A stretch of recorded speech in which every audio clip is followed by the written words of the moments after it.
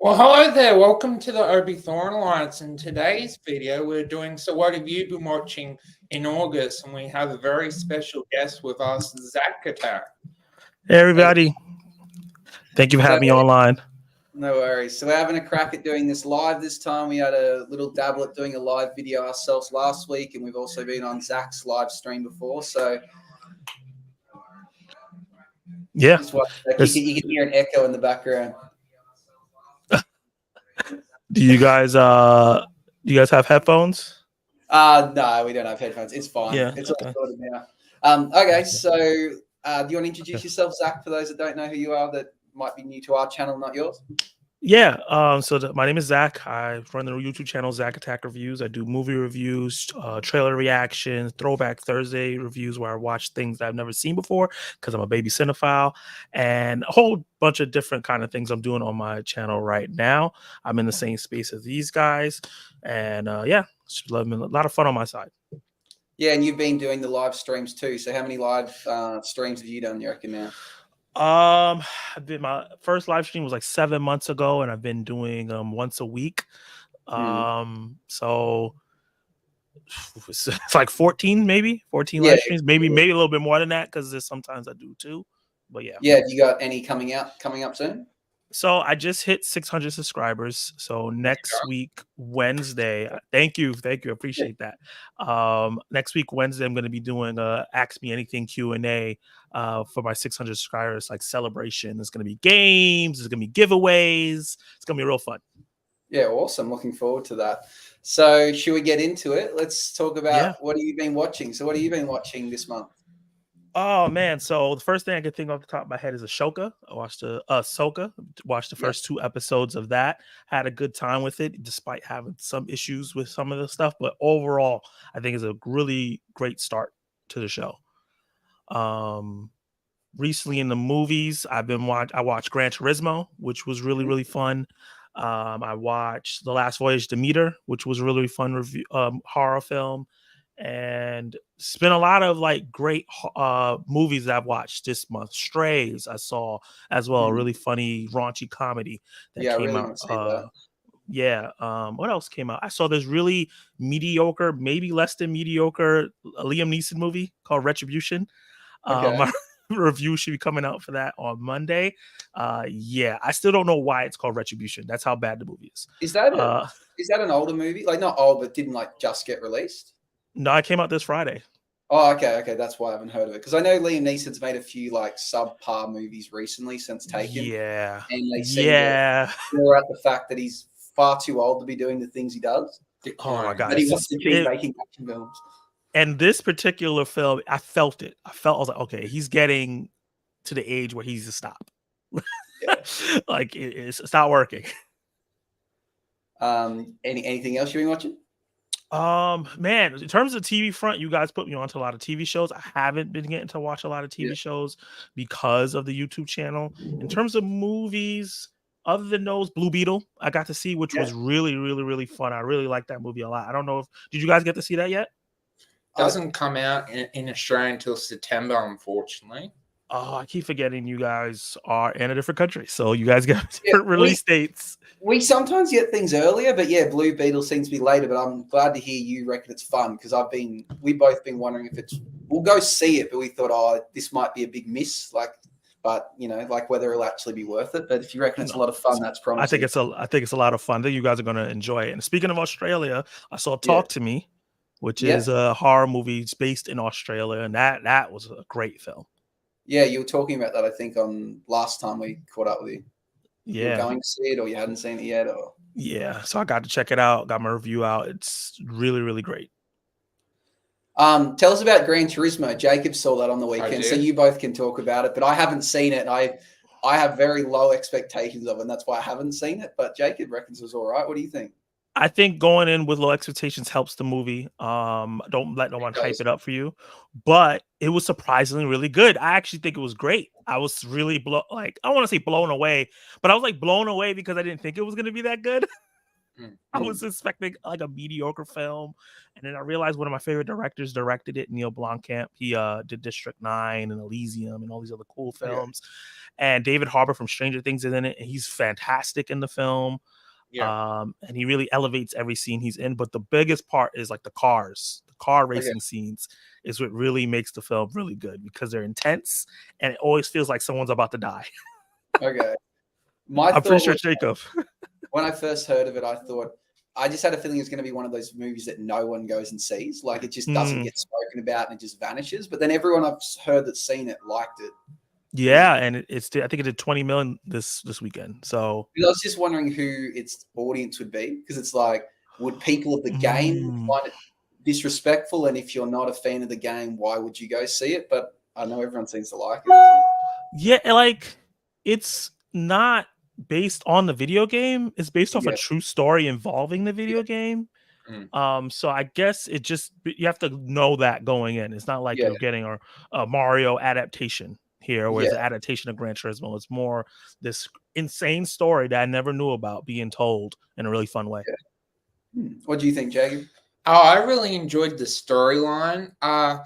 Did you think, Zach, when they were doing the driving and the driver was doing his insane like moments when he was looking at it, felt like he had like anime powers, like he was like positioned like maybe 10 or something, and then he had like anime powers, and then he could like win, like get the position that the storyline needed him to get.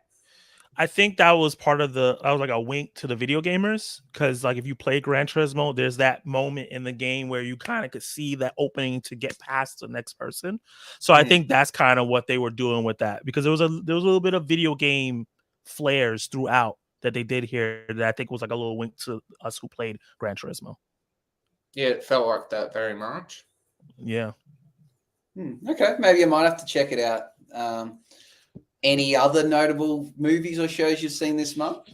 I just recently did some old school watches. I did Inglourious Bastards, the Quentin Tarantino film.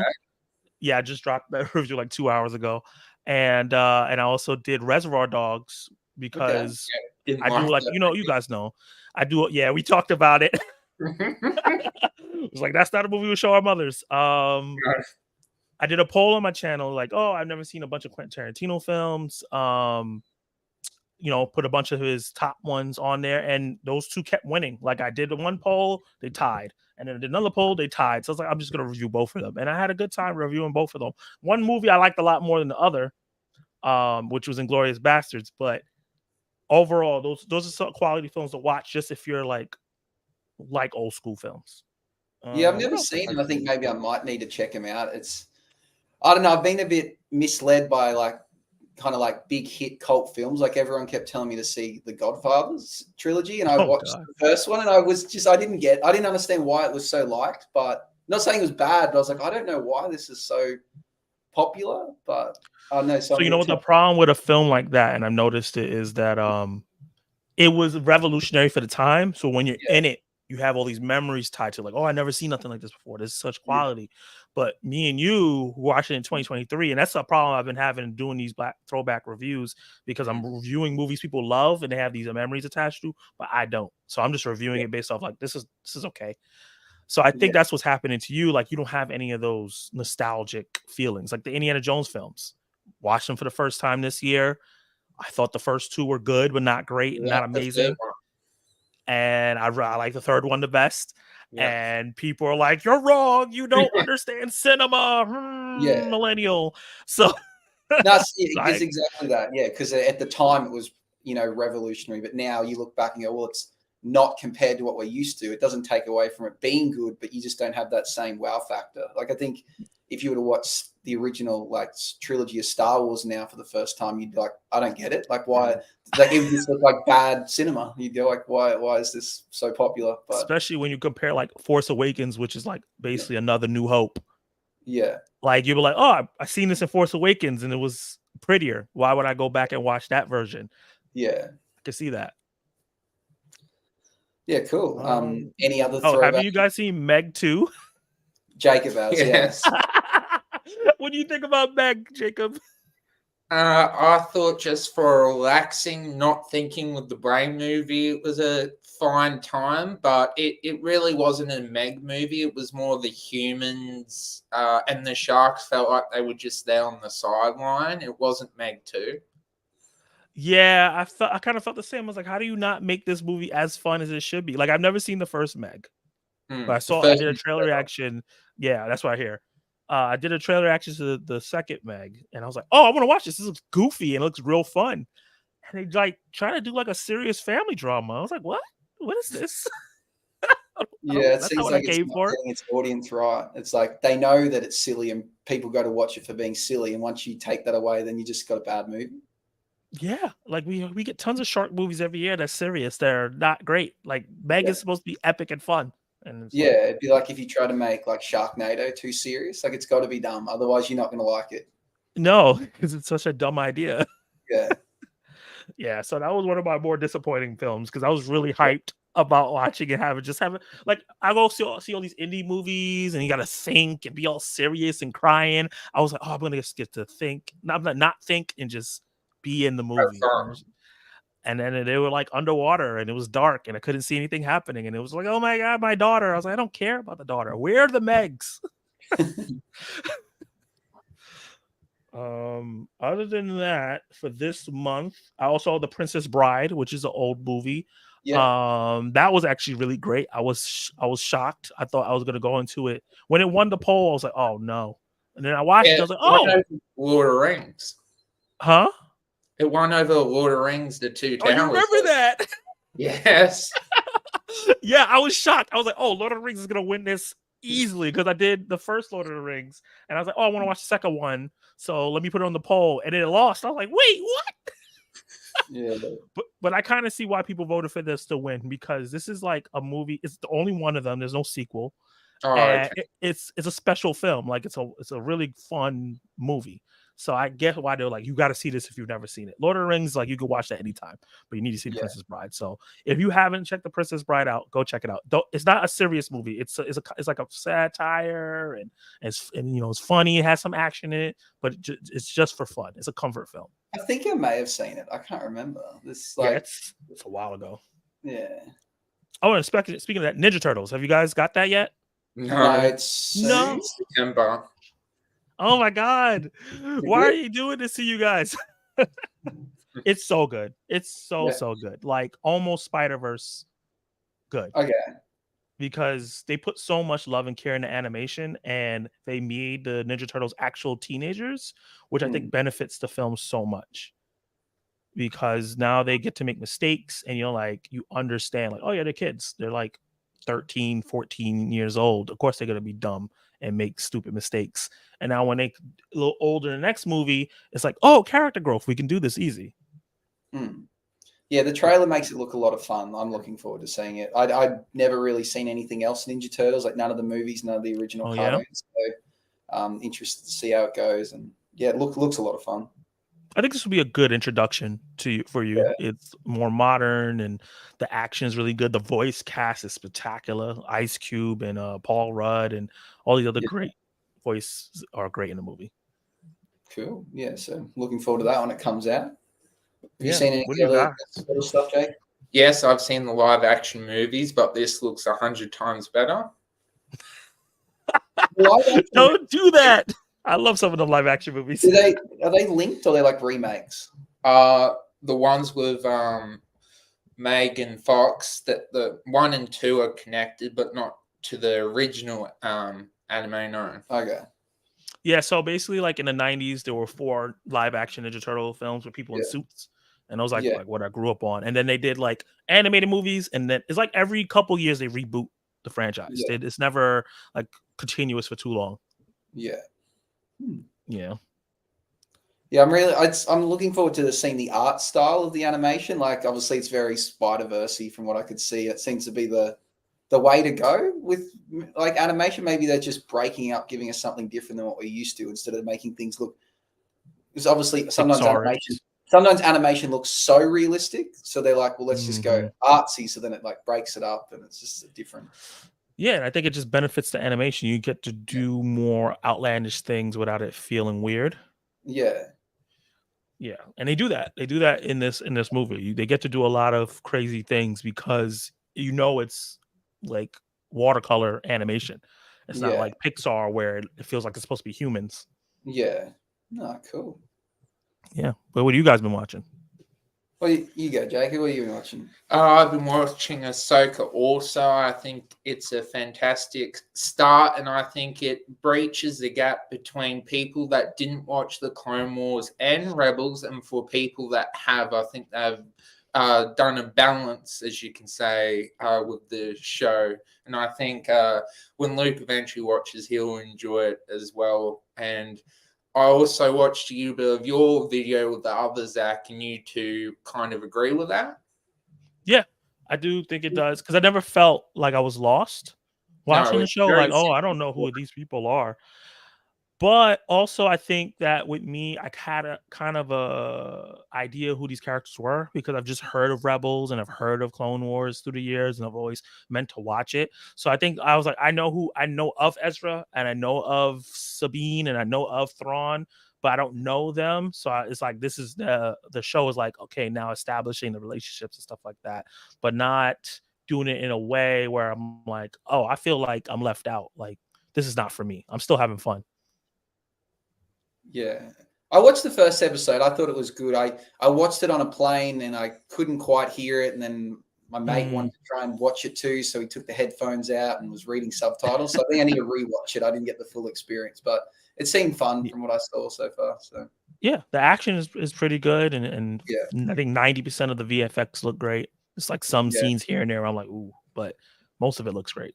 But I feel like though I wish I'd seen or knew a lot more from Rebels or Clone Wars because I had no idea I'm not really sure what's going on. I understand because Jake would explain, but if I didn't have someone explain it to me, I wouldn't understand why they want a map and why, like, who they're trying to find. And yeah, to me, I was like, this is Star Wars. There's always some map or some tool or something in Star Wars they're chasing. There's always some MacGuffin in Star Wars that they're chasing after. So in my head, that's like, I don't even need to know what's going on. I get it. Like, every Star Wars movie or anime thing, there's always some device that they need to get in time. So I was like, okay. Yeah, true.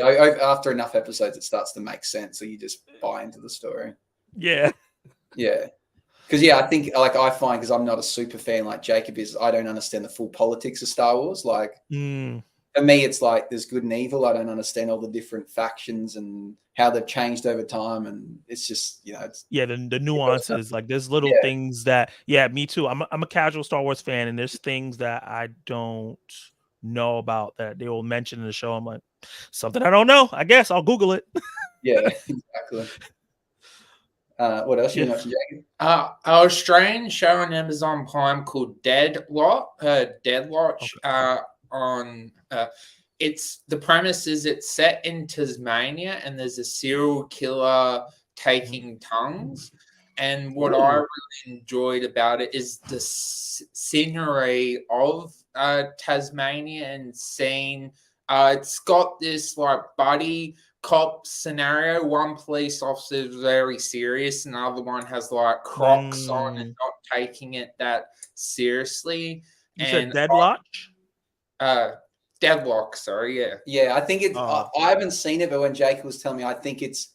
It's meant to be Deadlock, but they're playing. It's like a play on words, so I don't know okay. Yeah, I just added it because that sounds interesting. I just added it to my Amazon. Yeah. But I couldn't work out why. Maybe it's a play on words. Maybe it's a location because I think it's meant to be Deadlock, but it's written like Loch, like the Loch Ness Monster kind of thing. Gotcha. So, okay, so it's a play on words. So it's comedic. Yes, it's that sort of Australian, New Zealand, South Africa sense of humor. So if you don't like that, you probably won't like the show. But I enjoyed it because it has light humor, but it has also a good written storyline. But it is written by two females, so it does get kind of woke, and they do make out that males are kind of not are not that nice, unfortunately. Okay. And you finished it now? Yes, finished it. We haven't reviewed it, but what do you reckon roughly you'd give it out of 100?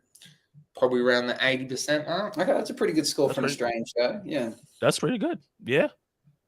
What else are you watching? Also watched Oppenheimer. Really enjoyed that.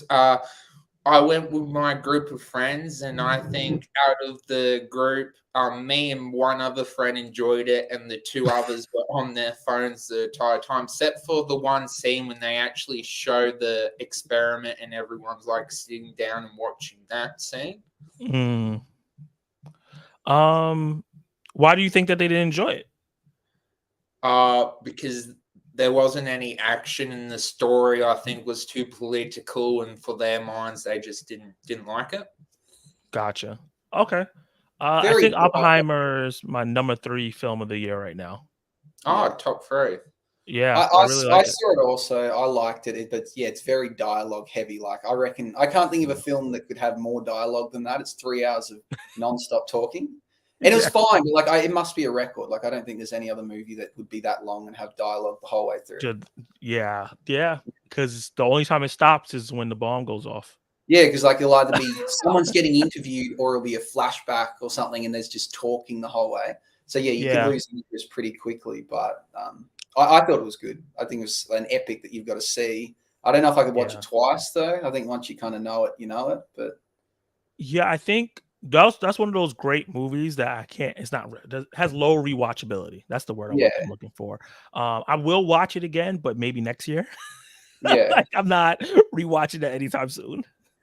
There's a lot of movies like that are fantastic and they like rank really high, but you couldn't watch multiple times. Like for me, Titanic's one of those. Like I've seen it a few times, but I wouldn't watch it regularly. It's long. You know what happens. You know that's There's certain movies where it's like the mystery's the hook, but then when you figure it out, it's like okay, well, this is not gonna be interesting because I know what's going on.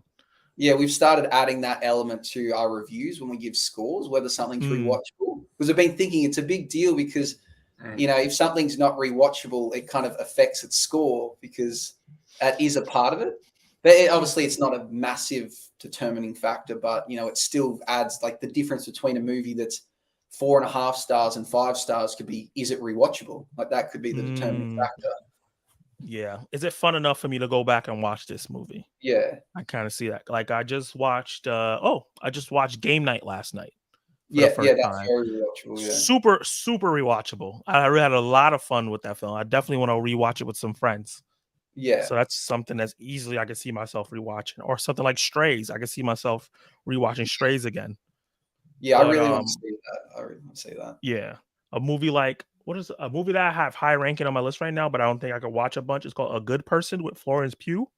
Okay. And Morgan Freeman. It's a tough watch. So it's not something that I can see myself running to rewatch. Yeah. Right away. And it's coming to streaming this week. So I recommend people checking it out at least once. Yeah. What else you been watching, Jacob? I know you're into your animes. Watched an anime on Netflix called Vinland Saga.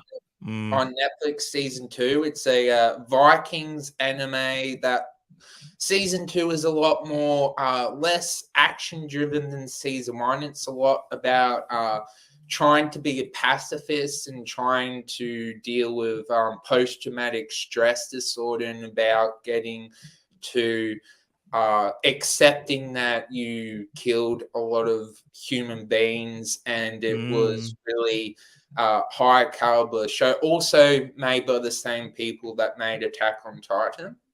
Well, you just sold me. Where did you watch it? Netflix. It's on Netflix. I gotta add it.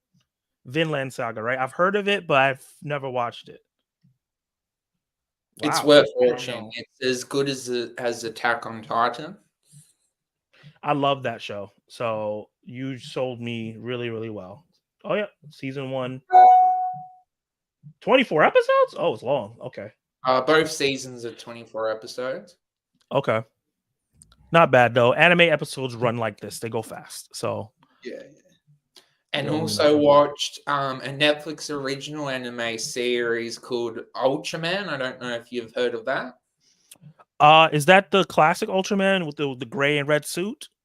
It's a updated version, but yes.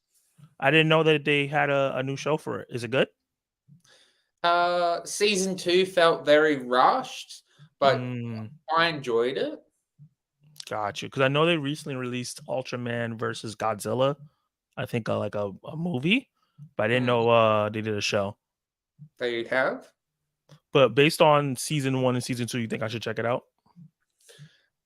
Season 2 only had 6 episodes and it was very rushed. And season 1 was a while ago since I watched season 1, so I need to watch season 3 because there's 3 seasons. Oh, okay. I'll add it to my list. I'm a fan of the kaiju Sentai kind of storylines. Used to be big in Power Rangers when I was younger. Still kind of double dabble in Power Rangers still. So I might check it out. Anything else? Also watched just started up the Australian show on Amazon Prime that's based on the book The Flowers of Allison. Basically the concept is that it's set in Australian. The house gets burnt and then the daughter has to live with the granddaughter. There's twists and turns and there's more to the story, but that would be spoilers. Yeah. What's it called? The Flowers of Allison Hart. Is that a Prime show? Yes. It sounds like something Prime would put out. Hmm. The Lost Flowers of Alice Hart. Yeah. Gotcha. Gonna add it. I gotta get back on watching my shows. It's just been an issue with watching all these movies, but you're putting me onto stuff that sound like I'm gonna binge. Anything else? Well, we also did a trailer reaction of Rebel Moon, and we had interesting thoughts about that. Yeah. Have you seen the trailer for that? Yeah. Oh yeah. I saw the trailer. I did a trailer reaction as well. Okay. Yeah, I don't. I'm not excited for it. One, I think Netflix is. I just don't like Netflix movies. I just feel like there's Okay. very few that have been good, and it just looks like. I get it. It's an obvious thing to say. It looks like a Star Wars ripoff because it was intended to be part of Star Wars, or was proposed, or that it, I don't know. I don't know the story. He pushed it to LucasArts as like his own Star Wars movie. It just seems that way. It just seems like another version of Star Wars, just without the star power of Star Wars or the name behind it. It doesn't appeal to me. Well, you got to think though, like all those names in the original Star Wars weren't big, other than like maybe Harrison Ford. They all popped off. Oh, sorry, I don't mean Star like Wars actors. I mean like the fact of if that was made as a spin-off to Star Wars with the Star Wars branding, you would give it the time of day. You'd be like, oh yeah, well it's it's part of the Star Wars universe. It's going to be great. But as a standalone, it just looks. I don't know. I think it'd be easily missed. And then being on Netflix is too probably like.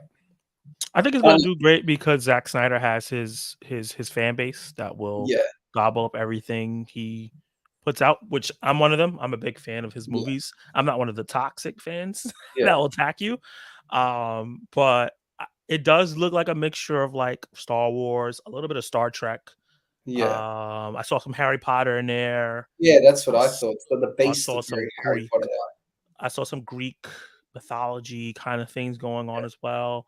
I think the part that's going to make it great, if it is great, is the characters. I think if he nails the characters and they feel different from all those other properties, because it's okay. We have Star Wars though, but like we haven't had Star Wars in a while. When did The Last Skywalker come out? Was that 3-4 years ago now?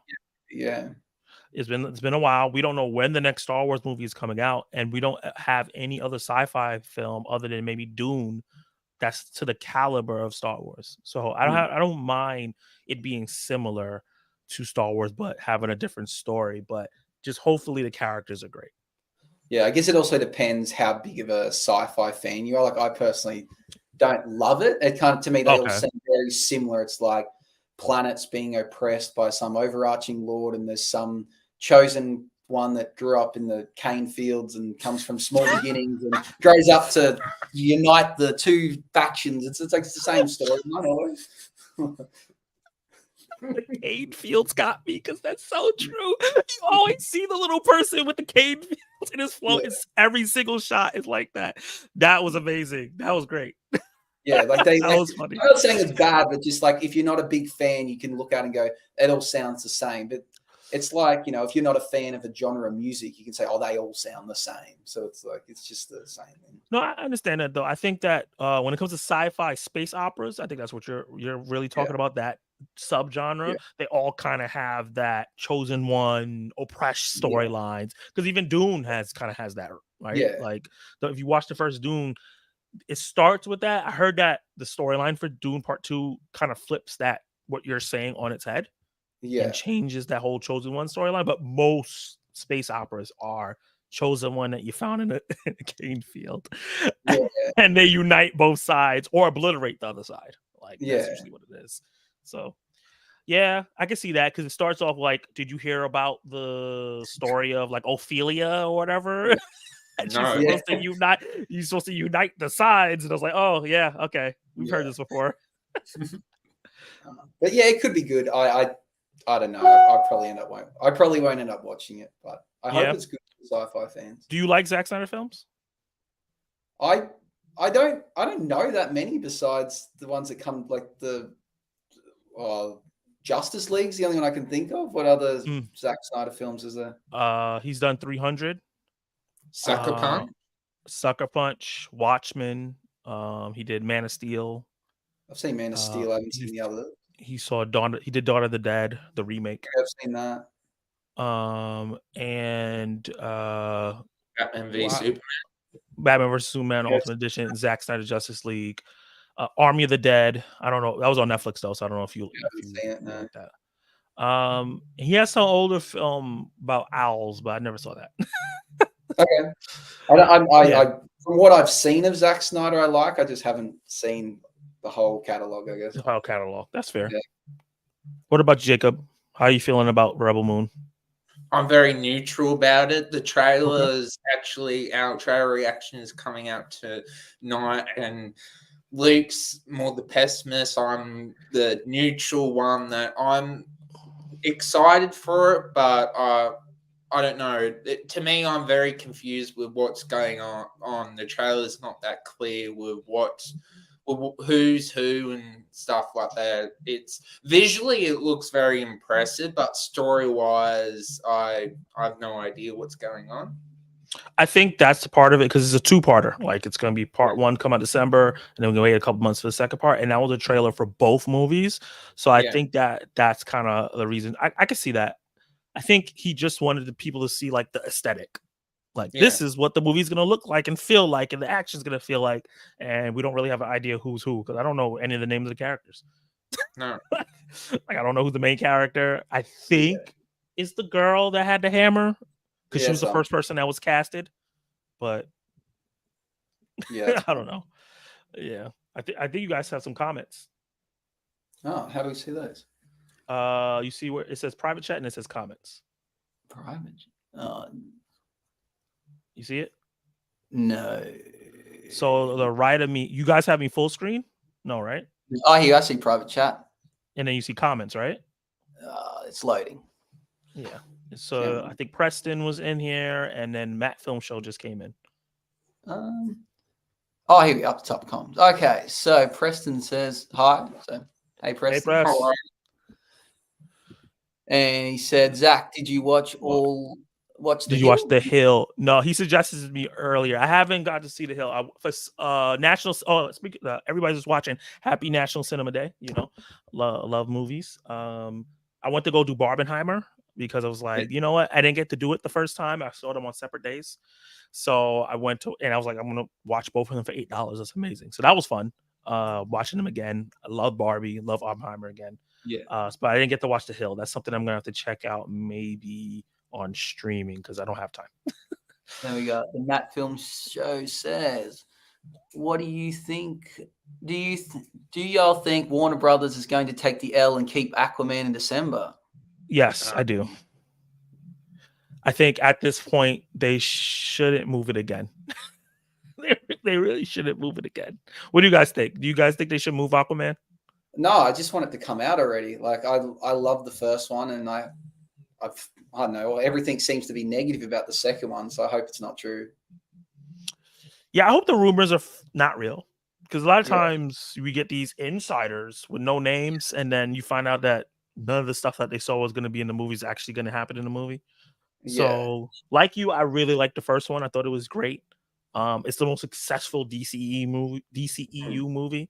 And I'm hoping, and I think Jason Momoa is a better actor now than he was when he did the first one. So I'm hoping for a cool storyline and to be beautiful and action packed like the first one, but we'll see. I think they're gonna keep it though. They're not gonna promote that film heavy for actors to like be on red carpets and TV shows and Yeah. stuff like that. So I don't think they're gonna move it anyway. They weren't gonna be doing the heavy promotion. They're just gonna drop trailers. Yeah, and I guess I'm not fully across the whole the writers' strike, but I'm guessing they probably want to. There's not going to be much coming out soon, so I think they might want to start bringing stuff out. Otherwise, people aren't going to want to watch movies. Or do they wait and time it and bring it out when there's absolutely nothing out? Because It's hard, man. The pandemic really hurt movie going, and it's just starting to like get back where people start going to movies. I see people like, oh, this is the first time I've been in a movie in 3 years, and now I'm gonna go again. And I feel like if we stop now, people are gonna like, you know what? I'll wait for streaming again. Yeah. And they just gotta start. They gotta release what they got, especially DC movies. Just release them. We already know 2025 it gets soft rebooted. Just release Aquaman. Yeah. No, I agree with that because I threw for the after we didn't have too many lockdowns here and people could still go to the movies. It's kind In of Melbourne, yeah, right? they allowed you to still go. You just had to sit apart. But since then, COVID for ages, it was very slow. You'd go to a movie and there might be, 20 people in their max. And only now recently I'm starting to see big crowds. But I think Barbie and Oppenheimer sold it, competing against each other. They just got people wanting to go to the movies. I was just about to say that. Oppenheimer so I went to see that in New Zealand in an IMAX theater, and I don't know, I reckon it held maybe even 600 people, and there was not a single seat. And for sessions, days after, I was looking to see, and they were all sold out in advance. And I haven't seen a movie sold out in so long. Big Yeah. Yeah, I went to see Barbie and Oppenheimer, and then I went to go see Talk to Me. And my movie theater I go to all the time, the concessions on the first floor is always open and the second floor is always closed. I've never seen it open. And then when I went to go see Talk to Me, the second floor was open. Like that, because people were coming to see Barbie. So a lot of people coming to see Oppenheimer. And then on top of Talk to Me, which did really, really well, it was just so many. They had to hire people for that weekend. It was insane. What else you got? Another one from Matt. He says, what are you guys' thoughts on the controversy with the live action Snow White? I can't say I've heard anything about it. You heard about it, Jacob? No. So the controversy with the Snow White film, it's starring Rachel Zegler, who was in Shazam: Fury of the Gods as one of the Greek gods, the younger one, and she's also going to be in the new Hunger Games film. She's going to play Snow White, and she did some interviews, and she kind of talked about how like this is going to be different from the classic Snow White because Snow White actually is going to be proactive in her own story, and she's not waiting around for a man. And people took offense to that. Okay.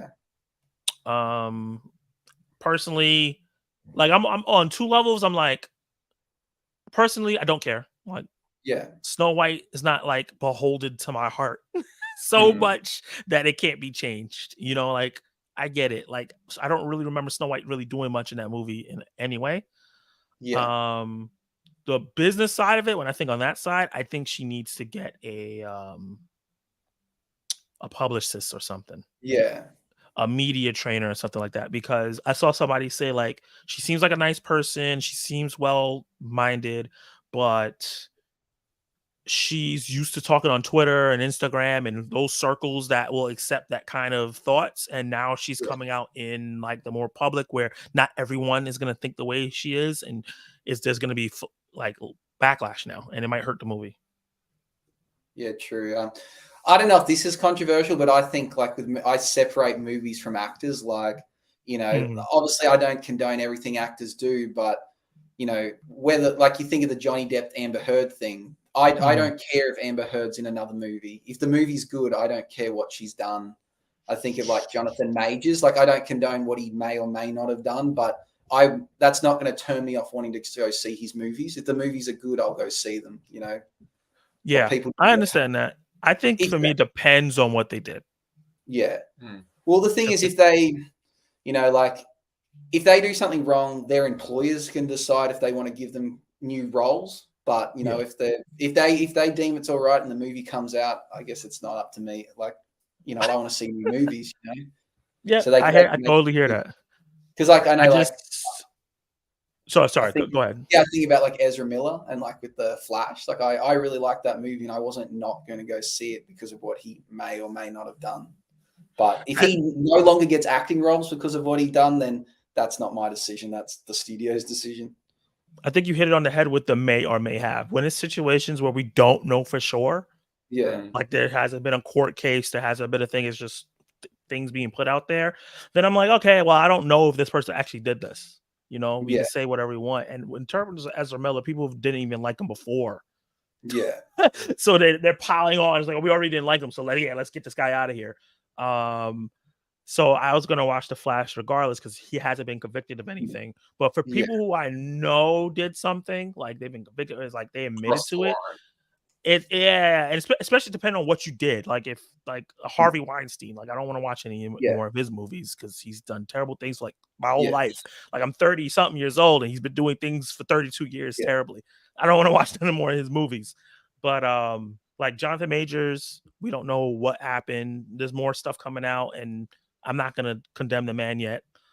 Like you said, Ezra Miller and Amber Heard. I'm like, Yeah.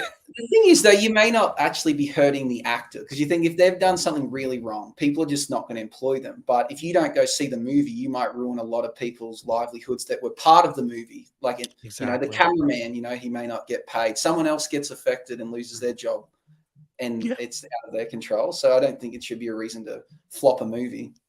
1000%. I agree with that as well. That the people boycotting The Flash just hurt a lot of people's careers. Yeah. And like that's not their fault what Ezra Miller may or may not have done. So it's like support film no matter what, I almost think. And if the person is convicted, well, they're not going to get jobs anymore. Actors will always be replaced. Yeah, that's also true. Well, sometimes I don't know. Some people just stick around no matter what they do. So Matt said, should Disney scrap Snow White and take an L instead of releasing in theaters? They dump it on Disney Plus. What do you think will happen? So, as I said, I don't know much about this. Is it meant to be going to theaters and they might? Any suggestion? They do that? I don't think they'll do that. I think by the time that movie comes out, people are going to forget this. Yeah. Not going to lie. I must say I've not heard of it. I haven't heard the controversy. So it's obviously not that big. Yeah, I think that people on the internet know it because they're in the internet space and it was big there. But like my mom doesn't know. Like people who pump money into these live action remakes have no idea this happened. I guess as well, I think of people that I know that are big Disney fans and would like Snow White are probably, like fangirl 30-year-old females probably. So I don't think they're probably going to be deterred by the comments. They're probably or they want to go see Snow White. Like my wife, for instance, would 100%. She just loves anything Disney, and especially Disney princesses. So that's not going to deter her. That's not going to deter her from watching the film. Yeah. It's like makes me think of like people that are like massive Taylor Swift fans. Like she'd have to do something pretty bad for them to not be fans of her. Like she just has such a cult following.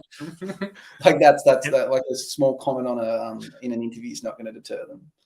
And so far, I'm not a massive Taylor Swift fan, but sometimes I see stuff like she hasn't done anything terrible. That just helps her. She seems like a nice person. Okay, so is there anything else you've been watching, Jacob? Or yes, I just finished The Last of Us after I was watching it like everyone else, and then I made a basketball team, so life got in the way, and unfortunately I couldn't finish it off. And then I thought I'll finish it off, and then when I was watching it like everyone else, I thought it was the best show. And then I think episode 7 when they had Ellie be unfortunately the lesbian episode, and the actress, in my opinion, didn't do a good enough job. So for me, that kind of let down the show. But besides that, I think the show is great, and I'm really looking forward to season 2. Okay. Have you guys played the game at all? Yeah, they're my favorite games for sure. I've replayed them multiple times. The remastered versions, big. I haven't got to play the remastered version or the remake of the first one. I played the remastered one. I love both games. They're both in my top 10 favorite games of all time. In terms of like comparison to the show, it is a bit of a letdown for me. But as just a show itself, it's a great show. I think it's a great show. I do think that they needed more episodes. Yeah. I think that the fact that maybe 3 more episodes added in because we had an episode without Joel and Ellie. We had 2 episodes without Joel and Ellie. 3 and 7. Yeah, 3 and 7. Both episodes to me were great, Yeah. but they take away from the overall story because part of why The Last of Us is great, and I'm pretty sure you can agree with me here, Luke, is that the journey, like you going through it with Ellie, is why those big moments matter. It's like we went through all this crap to get to this point, and that's why those emotional moments matter. And you lose some of that because we don't see a lot of that journey. Yeah, I really liked the show. I thought it was good that it had so much hype, and the people that hadn't played the game watched it. I thought that was cool, but it has kind of died off now. But I guess it's not overly rewatchable, or it only went for a short period of time. So when the next season comes out, obviously the hype will come back. But yeah, and I that don't next think season, as a fan of the game, I wasn't disappointed. I actually liked it. Even the episodes without Joel and Ellie, the fact that they expanded characters that were kind of small and not talked about in the game, and they got their own story arc. But in saying that, the reasons are, to try and be, diverse and like that. That's why they extended the storyline on the two male lovers. So it's like it was kind of there was an agenda behind it, but it was still good. I liked it. But yes, I think Neil Druckmann, who's the creator of the game, he was part of it the whole way, and his whole goal with the game was to build something where it showcased people of different backgrounds, but just in a zombie setting. You can see that in the game itself. But I think he did, when those games came out, especially the first one, I don't think it was really that acceptable to do a lesbian or a gay lead in it. Because I can't remember when the first Last of Us game, but that was a while ago when it came out on the PS3. But then Last of Us 2 came out 2018, 2019. So it was a little bit more acceptable. Like I said, I don't have any problem with them doing that. I just think that we needed more episodes in between some episodes so we can get the main story. Yeah, but I overall I was looking forward to it for so long. It's been rumored for years upon years. Hugh Jackman was going to play the main character. That didn't happen, and in the end, the Pedro Pascal was perfect choice. I think he looks more like Joel than Hugh Jackman would. Hugh Jackman. Yeah. I think they did a good job. I was a bit iffy on the casting of Ellie. At first, I thought she was a bit sassy. And I know Ellie in the game is, but it didn't quite capture it. But towards the end, I was like, nah, she's nailed it. She did great. Yeah, she it's the perfect Ellie. Like it took a little while for me to get it, but I was like, oh, okay, no, I see why they said no one else could do it because she's great. Yeah. So I'm really looking forward to it. I don't know if you watched the behind the scenes stuff where they showed how they did the CGI, and it's like really, really cool. Like the not the clicker. What was it called? The big one. I'm going to say Abomination, but I don't think that's what they call it. No, but you know what I'm talking about. The way that looked was amazing. I couldn't believe how well they brought that to life. Yeah. Season 2, though. How do you guys feel about season 2? Hey, Derpy. Thank you for joining the stream, man. Sorry, what were you saying? I was saying, as someone that played the game, you played both games. Yeah. Are you ready for the backlash of season 2? Oh, yeah, but I think people will, if you played the game, you know what to expect. If you haven't, you're going to watch if it follows the game, and first episode starts off how the game does, people are going to go, what the hell happened to this crap? But I think if you played the game, you know it's coming, and you know. Well, yeah, for me, I'm like, but I'm being like, for people, like my sister never played the game, but she loves the show, and she loves Joel. Yeah. Right? So now going to season 2, you have time jump and all the stuff. I wonder how they're going to do the time jump, because I can't see that girl looking that much older. Do we know when they're going to release season 2, or maybe they just it's going to be a while now because of the writer strike. Maybe she was supposed to naturally age because of that, but she's 20 years old. She's not that young. Yeah. She did say that she tied herself down so her chest and bottom looked smaller, so she looks younger. So maybe that will be a thing where she kind of doesn't do that. But I just don't see her face aging that much from now. I think it's supposed to come out in 2025. Yeah, with it'd be cool if I'd like to see him find like maybe fill in the gaps, like because obviously the games jump so much. Maybe it's because instead of going back and making a game that fits between, why don't we just give the experience through The show. the show? That would be cool because they obviously live in this colony for years upon years, and we don't really see it. So that would be cool. I wouldn't mind a whole season 2 of just that before we get to the second game. Yeah, Just fill in those gaps in between. Like each episode is like an important part, and you kind of start seeing that because the second game, there's like a separation of Joel and Ellie, and we never get to really see why that happened. I would like for them to make maybe season 2. We see that. yeah, for sure. Because as I was watching the show, and Jacob was a little bit behind with watching it, we kept saying, "Is where do you think it's going to finish?" I was like, "Well, the way it's going, I think the first game is going to be 2 seasons." I was like, "There's no way they're going to fit it in," and then the last episode like smashed it out, like fitted so much in, and I was like, "Oh, okay." Well, I was expecting us to finish one season would be half the first game, but no, they fitted the whole thing in. I kind of wish they did do that. Yeah, I'm not gonna lie. But I think with the time constraints that they had and the fact that they couldn't, I think they weren't sure that this was going to be a smash hit. I think I could feel it in the making of it. That I think that's why they couldn't do that. I think if they knew that people were going to love it as much as they did, they would have separated each game into 2 seasons. Yeah, for sure. Because I think the fans of the game would have known. Because they're like, "Oh, we know it's coming." If you ended first season on, Ellie having the fight scene at the snow resort, you'd like, that's fine. But then if you hadn't watched the game, you'd go play the game. You might go, "Oh, well, what have they done here? Like, why do I want to come back for the next season?" Yeah, so, that would have been a great way to end the season. Her like chopping him, and they just go to black. Yeah. Oh man, that would have been insane. Completely left on suspense of whether like Joel was going to survive, kind of thing. Yeah. But yeah, we got a few more comments. So Derpy said, "Do you say?" But overall, the casual audience with The Last of Us Season 2, I believe they will be filming the flashbacks leading into Part 2, which will be Season 3. And I don't know if Bella can do an older Ellie either. So kind of what we were just saying. Yeah. I do hope we get some of that in between. Because we get a little bit in the game, but like an expanded version of that would be nice.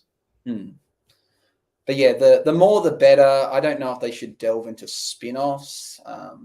I don't want it to start to turn into the Walking Dead. Like that was my favorite show, and I haven't seen anything beyond season 8 because it just became too much. Or I think I hopped off when Negan. Yeah. I could do spoilers. This show has been out for so long. When Negan smashed in everybody's head. Yeah. Even though I knew it was coming because I have friends who read the comic. It still hurt too much for me to watch the show. And on top of that, he like made Joel his bitch. I was like, yeah, I can't do this no more. And I just tapped out. I just came hard to watch because of, I know it's kind of a good thing, but the episodes were so long that if you got behind, you needed to like take a month off work just to catch up. Like they're so long and they're so dark too. In like the way they film it, most of the scenes, you can't watch them during the day, or you couldn't watch them on your phone on like public transport or something. So you're limited to watching at night on a TV. Otherwise, you can't see what's going on. Yeah. Because it used to be appointment television for me. Me and my friends would go to my friend's house every Sunday, watch The Walking Dead, have hot dogs, burgers, chips, and just enjoy. Yeah. But after a while, it was like they veered so far off the comic book storyline, and it kind of started doing rinse and repeat. Get to a new settlement. Settlement ends up being assholes, or gets another settlement, and the main team end up being assholes, and then they fight each other. And it was kind of the same thing over and over. They kept just meeting bigger assholes, and that was it. Yeah, and then I think when they brought out like Fear the Walking Dead, it just added another hour of television you had to watch it per week, and then it just couldn't keep up. Then they did the World of the Walking Dead, and then now they have Daryl. Like they're on different streaming services, some of them. Yeah, which is weird. I thought they would all just be on AMC, but because for us, we've got some. There's one on Prime, which I think is set in the future, or like well after the original series. I think World of the Walking Dead is that might be. And then there's the spin-offs, which we get on Stan, which is a mixture of AMC and Peacock together for us. It gets a bit of both those streaming services put together. Interesting. So what about the other 2 spin-offs? The Daryl one and the one with Maggie and that one's on our version of like where we get Peacock and AMC shows put together. And then the original one is on Binge or like Foxtel, which would be like cable television. like for you Oh guys. wow. Yeah. So like when it first came out, it was the same with the Game of Thrones. You needed to pay like $100 a month plus to have a Foxtel box that's plugged into your TV, like a TiVo kind of thing. And then you had to sit and watch it when it came out, or they'd like replay it every night at a certain time. It was like streaming. You remember those days when you were Yeah. forced to like make sure you watch the show at this time because there was no streaming, there was no like watching it later. If you missed it, you missed it. It made a lot of sense because like you'd get people hyped about something, you'd go to work the next day or school and talk about it. But now it makes no sense because people's schedules are everywhere, so it doesn't. Yeah. If shows had to do be that. appointment television again, no one would watch them. It'd be so hard. No, it'd be too hard. I think the last thing I think was appointment television for people was Game of Thrones. Yeah. I think after that ended, the appointment television thing kind of stopped. I got another one here. Matt says, do you all think the Disney needs to reboot the MCU after Secret Wars? So Interesting. is he implying that after the Secret Invasion saga finishes, whether they should start remaking them, like doing Iron Man again, or is that? Yeah, like starting fresh from the beginning after Secret Wars, the Avengers Secret Wars. I don't know. It feels like a bit of a slap in the face. You're like, at that point, you'll be like 50 movies deep and starting again. Like, I don't know. That's how comic book fans feel. Yeah. You're like 50 issues deep, and then they're like event, and then you like issue number 1 of Captain America starting from scratch. Like, wait, no, I'm already invested in this version. I don't think that could work in a movie, though. Yeah. People already upset that the original 6 are gone for the most part, you know? Yeah. If we just start over and then hire someone to be Tony Stark again. I think they can, but it needs to be in a while. It needs to be like future generations, like once we're died off. Like, because, What? We died off. Because like if it comes out in our lifetime, people feel like, oh, why'd they invest all that time? But once it's, in the future, people will be ready to see it again. I think by the time I'm in my 70s, they can reboot. Yeah. Don't do it right now when I'm young and I started in 2008. Like, no, I don't want to start over again. I really, honestly, that's why I'm kind of sad that James Gunn is restarting the DCU, because I was like, I don't want to start from the beginning again. Just use the same actors and just have a plan and use your type of filmmaking and just go. Just to start fresh again after 10 years of all these characters together. But I guess at the end of the day, film studios are trying to. It's about making money. Of course. Like even if people hated their movie, long as you paid to go and you'll pay to go again, it doesn't matter. So if they feel like, oh, we've oversaturated our current market, people don't want to see any more movies, or like current fans, like it's hard to make new fans when it's like, oh, I want to start watching. Get into the MCU. Go, oh well, here's like 40 movies. Go watch this, and then you'll be up to. Like no one wants to. They're like, nah. They give it a miss. So the only way to get new fans in is to go. We're just going to wipe the slate clean, and you go again. Very true. I think a lot of people asking this question though is saying it because of the response to Phase 4 and the beginning of Phase 5. Do you personally think, guys, that they need to restart, or are you having a good time and they just need to continue and fix the problems as they go? Yeah. So end of story. I wouldn't like to see it rebooted yet. There is so many like heroes out there. Just expand the universe.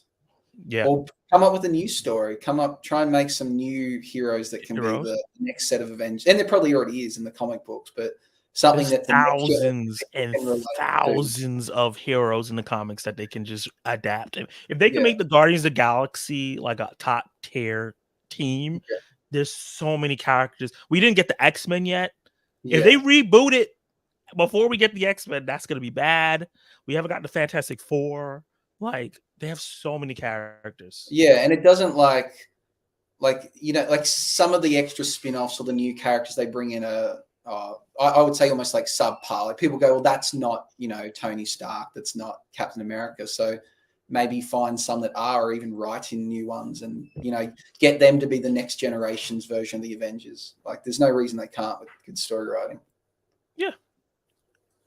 And I do also think once the Avenger movies come out and it ties everything together and you see why this journey's going the way it's going, people will shut up. I think that's the main part. People don't know where it's going and not just enjoying the ride. Is like, stop trying to guess things before we get there. Just watch the product and judge it based on the product right now, not how it ties into a bunch of other stuff. Okay, answer this last question, then we'll. I haven't said what I've been watching yet. Yeah. So we've got. I think James Gunn will do it justice with the legacy. You have to give him a chance. So that would be in reference to when we're talking about doing the Superman movie? Legacy. Oh, is he talking about just you do it justice? Superman. Yeah, do just with Superman Legacy. Yeah. That's the Superman movie he's writing and directing. Like I said, I just got to see it for myself. I got to see the first trailer, see what it looks like. All the things that come out from that movie so far, I'm not a huge fan of because I want a Superman movie about Superman, and he's casted so many random heroes in the movie. So I don't want it to turn into a Guardians of the Galaxy movie. Yeah. I'm funny with superhero movies. I find the ones I like the most have the simplest stories or the simplest villains. Like, you know, I guess that's why I've always been a big fan of Batman, because it's not always about having crazy powers and the villains wanting world domination. It's like, oh, he wants to rob a bank, or he wants to, like, it's like sometimes it's simple, or it's like local gangsters like the Falcone family and stuff. Like, I like that. And that's why I think, like, again, with Spider-Man, I love how he's just like your local like friendly Spider-Man. He like fights small crime sometimes. And it's like, that's cool. Where, you know, the ones that go super epic and it's someone coming from another planet that wants to take over. But yeah, you can't really do that with Superman. His powers are so strong, he has to fight epic people. Like, you can't just do everyday crime. Depends. Because like Lex Luthor, he's like a regular human being, and he thwarts Superman all the time with his mind. So that's something you could do, where balance it, weigh what you like and what the people like. Yeah. But I get what you're saying. though. You like more like Daredevil, Batman. Yeah, stuff like that I find I really, really enjoy. Okay, one last question. Another one popped up. So, after the box office disappointment of Indiana Jones 5, do you think they'll reboot the franchise in the future? I hope not. No. I don't think so. I think Harrison Ford is too famous to recast, they're doing a show as well. I think that'll be just something that will die with his name attached to it. I don't think they'll redo that. I think maybe in 20 years, maybe 30 years, we'll get a reboot. I think when there's enough time from 5 and now, some creator will find a way to refresh the brand in an exciting way. They'll find some charismatic actor that's probably not even born yet to take on the role, and they'll do Indiana Jones, and it'll be a new Indiana Jones for a new generation. I guess one thing about Indiana Jones is it's kind of timeless because it's filmed in the past when it came out. You know, like it's set in the 1920s, but came out in the 80s or something, 70s, 80s. Yeah. So if they were to remake it, you know, in 2050, and it's an archaeologist going on finds, and it's the 1920s again, no one can compare it and say, oh, well, you know, like that wouldn't have happened, or that's outdated. Like it is. It's purposely outdated. It's so there's no like, oh my God, where's the phones? Why didn't you just use Google? Can't do it anymore. Because they ignore all that. So you can, I guess it's got more to play with. Or do they in the future remake? Because if you would have said it in modern times, I don't think it would really work. Like it would be a lot more work to make it work in modern times. Especially if it's 2050. God knows what technology we'll have in that time. Yeah, but even now, if they made one where like Indiana Jones or someone like him goes on a secret, going to find, like, I know it doesn't work, and then it won't time with the Nazis anymore. So, you know, it's just like ruins the whole thing. We got Nazis out here in real life right now, so it might. Maybe. But I get what you're saying. If they do reboot it, go back in time. Maybe not in the 1920s, but you can do like 1950, 1960, and start from there. Oh, it might be sad. They might say, oh, it's an old movie set in the past, the early 2000s. Oh, no. He's like doing where they got old AOL dial-up. Yeah. That would work. If they do like 2000 and then he goes like 5 years, 2005, and it's like, okay, I believe this. We didn't have that much back then. Yeah. Okay, so what have I been watching? So most things have been mentioned. I've watched the first episode of Ahsoka, but didn't get the full experience trying to watch it on a phone and read the captions. Saw Oppenheimer, liked it. Don't really think it's well. I'm not keen on watching it again anytime soon. It's a long movie. Barbie, like so good. Like I really like Barbie. I haven't seen it. Yes. Like, I'm so happy you liked it. yeah. So as I was, I like it funny. I like comedies. Comedy's my favorite genre. But as I was watching it, and then I thought they've really nailed this, and then at the end it got a bit. Oh, with the whole Ken thing, I think it went a bit too far. Like it just changed. Like they wanted you to think, like the whole message of, Barbies think that they're inspiring young women, but they're kind of having the opposite effect. And then Ken discovers that in the real world, men actually rule and women are oppressed. And he takes that back. Like, I like that message and it gets you thinking. But then it came like, oh, well, now Ken feels bad. He doesn't get to be who he wants to be. He's being oppressed where he lives by the Barbies. It's like they went too far. They like flipped it over. And well, like I think what they were showing was that, like, a lot of times women say, oh, if we were the ones in charge, then things would be better. I think they were showing like, well, no, I would do the same thing men would do. Yeah. I just felt like when I was watching it originally, I thought, oh, they probably could have cut it at the point of when the Barbies convinced, like, the Ken started arguing with themselves and then they reclaimed Barbie Land. That would have been kind of it. I was like, that could have been cool. But then they went that little bit further of Ken wanting to be more than just Barbie's boyfriend and having his own voice. And then Barbie speaking to the old lady in spirit that was like meant to be the original creator of Barbie and saying, oh, you can be who you want. You can go to the real world. And I think if you remove that, the movie was like almost perfect. It just went that little bit extra bit. Gotcha. And then, but it was funny because it was just so silly. Like the fact that you could go between Barbie Land and the real world. And because I thought originally the storyline was going to be something like a Barbie came to life, but that wasn't the case. But no, even though it has all those flaws, I would 100% watch it multiple times and recommend it to anyone, which is like all it needs to achieve.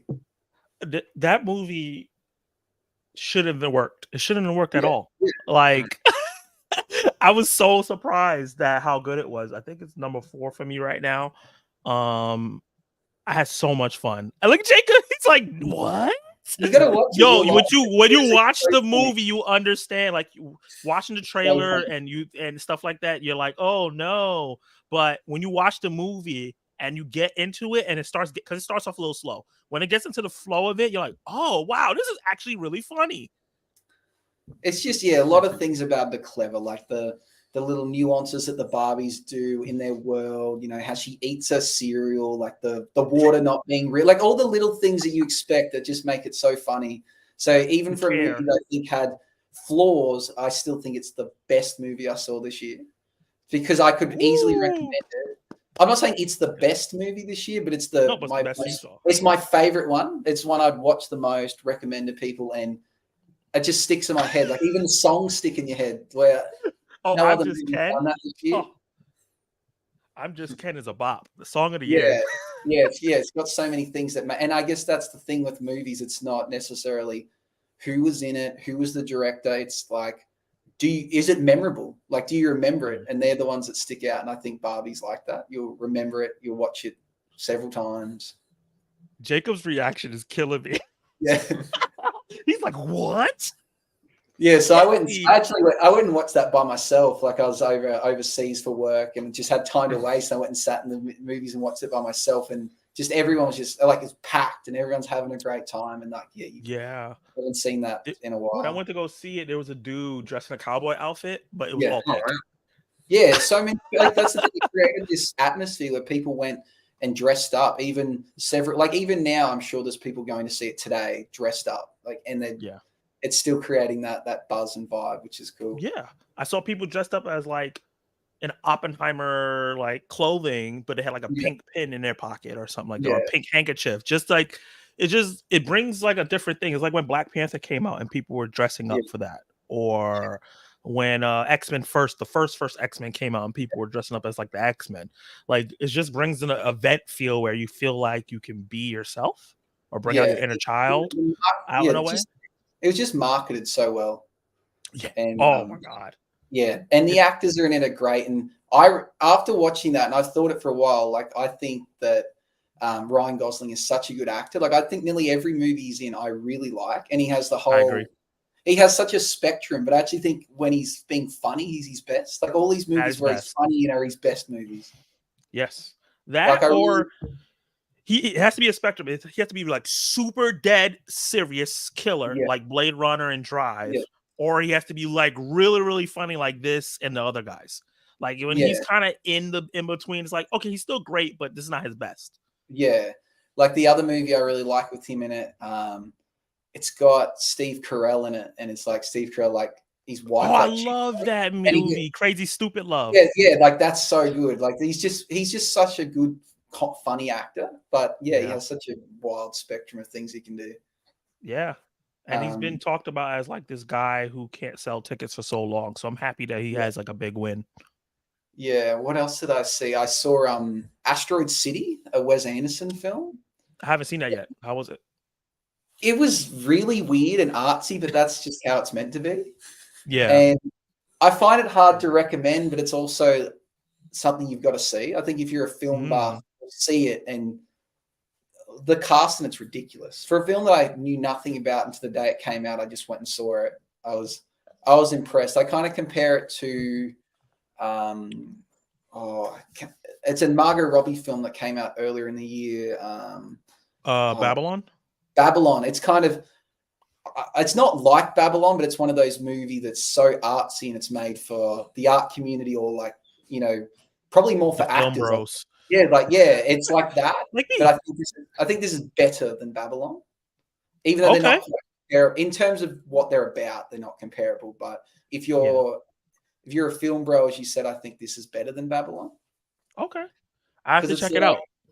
I don't know really how to explain it, but you're kind of watching a program where they're saying, oh, we're going to show you how this like play was written. So you're watching a show about someone writing a play whilst you're watching the play. Oh. And weirdly, the parts that are the play are like in, proper scenic locations. But when they're showing the play being written, you're seeing it as though it's on stage in a play. So they kind of reverse. So the play is not the play, but the parts that aren't the play are seen. Real life is actually the play. Okay.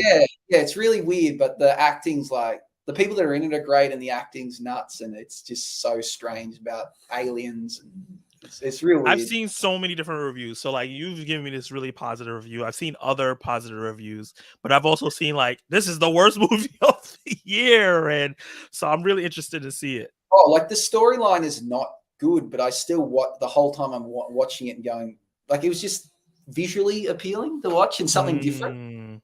Gotcha. It was more I'm sitting there going, how does Wes Anderson's mind work? How does he come up with this? Like, this is wild. I've only seen one of his films before that. It was Isle of Dogs, and I really liked that movie a lot. So I'm going to check that out. It's funny that you talked about like a film bro movie. I actually watched this movie called Past Lives that a lot of the film community been talking about, saying it's the best movie of the year. And a lot of people I respect have been saying that. And then I watched it and I was hyped, and then I was like, oh, this is not great. It wasn't bad, but it was disappointing. What I think I might know what you're talking about. What's the plot of that film? It's basically, is it Korean? I think it's a Korean woman who moved to America. Yeah, and she's married, but she's reconnecting with someone that she could have been in love with. Yeah, I saw there's like a mix between subtitles and English speaking in it. Yeah, it's a mixture of English speaking and subtitles. So like the guy she's reconnecting with doesn't really speak English, but she speaks English because she's been in America. So sometimes she's speaking English with her husband and other people, and then but with him, she's only speaking Korean. And that's part of the thing is like if you're Korean and you're immigrant, or you're just immigrant in general, like that migrated over to America or to any country, you kind of get some of the aspects that they're talking about, like trying to Zoom call your family back home and then the Zoom is messing up. Or like little things like that they touched on, I thought was really nice. But I just thought that, like, I don't know, there was just something about the film that wasn't fantastic. Like, it didn't hit me as hard as it hit other people. That's all. Okay. Yeah, I saw half the preview when I went to see Asteroid City, and I walked in. I saw the back end of that preview. Yeah, and that's what you were talking about. It's an A24 film. I'm trying to think of a few shows. I started binge watching, and there's not a lot of episodes, but I Think You Should Leave, like the skit comedy show with, I think might be Tim Robinson.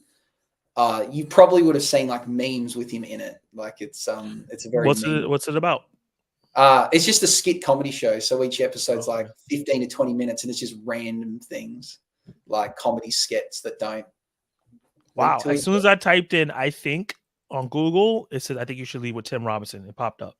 Yeah, it's like there's lots of memes where they take bits like sound bites or audio. Oh, yes. I've been seeing so many memes of this and I didn't know where it was coming from. Yeah, it's really funny, but if it depends, like it's so stupid that you either get it and you like can't breathe because you're laughing so hard, or you're like, this is the dumbest thing I've ever seen. See, nice. So I was like watching it with one of my mates, and there was just one scene, and it was just I couldn't breathe. And my wife came in, she's like, "This is the stupidest thing I've ever seen. Like, what's funny about this?" So like, I can't explain it. I'm sure it doesn't. It just depends on your humor, basically. Yeah, Mm. but yeah, I think it's because he's like humor. He goes from like 1 to 100 like real fast, and he like intensifies it. But yeah, it's pretty funny. I just added it to my Netflix list. Thank you. It's easy to watch though. They're like 15 minutes each. Oh, yeah, easy. What else? The Crowded Room. Yeah, we watched The Crowded Room. Did a review on that. I gotta check out the review, see if you suggest it. It's pretty good. It's different. Yeah, it's very different. It's unique. Actually, yesterday I was waiting to get off a plane, and the flight attendant, she was talking to her friend, and she recommended it. I could hear them talking, and her retelling of the show was very different than what I thought the show was about. So I don't know whether I missed the point or she did, but that was interesting. You always got to worry about when someone's telling you what a show's about, because sometimes it's like, this is not what I'm watching. What are you talking about? And like this is a show that can be interpreted very differently because it's multiple personalities in someone's head. Like it's yeah. I know some people were turned off by his scene where he like having sex with a dude in a club or something like that. That was like all over Twitter, now X, I guess, whatever it's called. And people are like, oh my God, what is this happening? And I'm just like, you don't know what the show's about. He has multiple personalities, right? Scene, it's a female in the scene, but then later on you realize that it wasn't. He is the female. That's just because he had multiple personalities, right? Yeah. So that. Have you guys ever seen United States of Tara? I've seen the first season. I think is there two? That was a long time ago though, because it was on like SBS here in Australia, which is like I don't know, like the international channel. Like it has like it's all like like subtitled films and like indie stuff. So it was like not many people would have seen it, even though the main actress is like a really famous Australian actress. It just wasn't shown in many places. Gotcha. But I do remember liking it. What else I see? Secret Invasion. Secret Invasion. I quite liked it. I think it could have been better though. Lost the boat. Yeah, I had a lot of hope for that, and fell a bit short. The latest season of Always Sunny in Philadelphia got dropped on Disney Plus, so I watched all but 2 episodes. I think there's 8, so I watched 6 episodes yesterday on a plane, and I was losing my shit laughing, and people must be like, what the hell is this guy watching? It's just again like that. Do you watch Always Sunny in Philadelphia? No, I've never seen it. I've seen memes, but I've never seen the show. It's like one of those shows you either think it's funny or it's like, this is dumb. Where I think of like a show, like other shows like Friends. Well, maybe not Seinfeld, but Friends appeals to most people. Like most people can sit there and get it because it's pretty simple humor. Where it's like Always Sunny is so over the top that it appeals to a smaller percentage of people, but those that get it, like it's like a cult following. Yeah. But in saying that, it's obviously popular. It's the longest running sitcom of all time, and it'll keep going because now it's on Disney Plus and it is longest running. Yeah, it's like up to 16 seasons. Besides the animated series, no other like live action sitcoms gone that long. I didn't know that. But it helps when the actors are also the writers and they own the property of it, and so they can just keep doing it. They don't have to please anyone. They don't need to make what they want. But yeah, it's like the most full-on show. But there's another example of an actor that's better when he's funny. Like Danny DeVito is the funniest person in this whole show, like insanely funny. But you wouldn't think of him as a a comedian. Like Comedic. I don't. Yeah. Yeah, like his movies. He's in some comedies, but He's just, mostly a serious actor. he's just so funny in this, and he makes the show. So he doesn't come into the second season, and if he didn't come into the show would have died after 2 seasons. It wouldn't Oh have wow. And they even say that, the creators of it, that if it wasn't for He him, the saved them. show, yeah, it wouldn't have taken off. Wow. Very nice.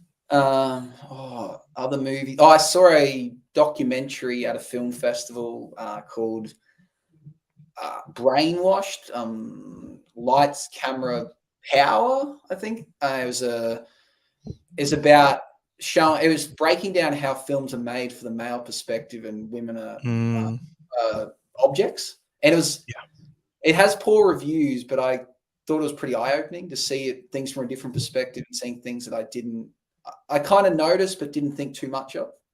And I guess the whole idea of the film was trying to show that if you could still make, obviously, people want to see pretty women in films. That's never going to change. And, if you want to say, well, the answer isn't to like equal it out and say, well, let's try and we see X amount of females nude. How about we just match it up with males? Like, I don't think anyone wants to see that. Even like females probably don't want to see lots of naked dudes in films. It's like, so the answer is to probably, she was saying you can film things, but kind of change the way you do it. It doesn't have to be full front on nudity. You can like show it subtly or artistically and not have the actors lose their dignity, because like they get forced to be nude on set for long times and forced into doing things they may not want to do, and all for what? Like, does it enhance the movie? Like, do you go, oh, I would have liked Barbie would have been so much better if there was more nudity in it. Like it wouldn't have changed the movie. It wouldn't have been the defining factor. So why is it so important to have it? Wow. So they're kind of going from that, and they were talking about changing that, and they showed like a lot of, so the whole documentary was showing clips from different movies and showing how the female actress, when she's walking, they're focusing on that part of her body, but then the male actor, they show this other part, or like the different camera angles they use and lenses, and it was like very like eye-opening. And they were big films, and they even showed like, may have been Blade Runner with Harrison Ford, like what the original one, and they're showing that how it misleads males into thinking what's appropriate. Like his character, I might have the wrong film, but it was definitely Harrison Ford. He's like making advances on this woman. He's like, no, I don't want to. And then he keeps pursuing. She's like, no, I don't want to. And he keeps pursuing. And then suddenly she's like, I love this. And they continue and have sex. And it's like, what message is that showing someone, that if you keep persisting, someone will eventually say they'll want to? So it's like kind of creating a rape culture. Like it was pretty a lot of the action heroes back in the day, in the Harrison Ford day, and a little past that, that was the thing. It was like, no. And it was like, until you bother them so much, until they're like, yeah, okay. Like, so it's like you're sending the wrong message, saying that like that's appropriate and you can do that. So it was pretty eye-opening. It had poor reviews, but I enjoyed it. I was probably the I think it's called the male gaze. They say that most movies are through the male gaze, and even that still happens now. I was watching, what was I watching? I was watching something, and it like came up and it focused from the girl's butt and then came up to her head, and I was like, what? Why do we need to see her butt? Like obviously, like I'm not opposed to those things, but it's unnecessary. It doesn't enhance things, and it's just objectifying women. That that doesn't make the movie better. Yeah, especially if you're supposed to be taking them seriously, like they showed an action star. They showed this scene where it's the start of a movie, and I don't know who the female actress was because you didn't see her face, but it was her and Bill Murray, and it must be some movie where he like falls in love with someone. It shows him, and he's in a car, and he's like, rubbing his face, and it's showing his face, and he's real distressed. And then it swaps over to the female actress, and it's just a close up of her wearing a G-string on her butt, and then it goes back to him, and it's like, well, why do they start the movies with him getting to see a range of emotions, and her, you just see a butt? It's like, well, like, how is that fair? Yeah. Wow. But where did you watch that? I saw it. I saw it in Auckland, in New Zealand, at like a film festival, but it's been out for a while. So, but it was interesting. It was cool just to now look at movies and go, yep, they don't need to do that. I can see they're different. Like this male gaze, it's definitely a real thing. Yeah. That's fascinating. Yeah. Sure, I've seen other things, but those are the ones that stand out. Yeah, Um, a lot of great suggestions.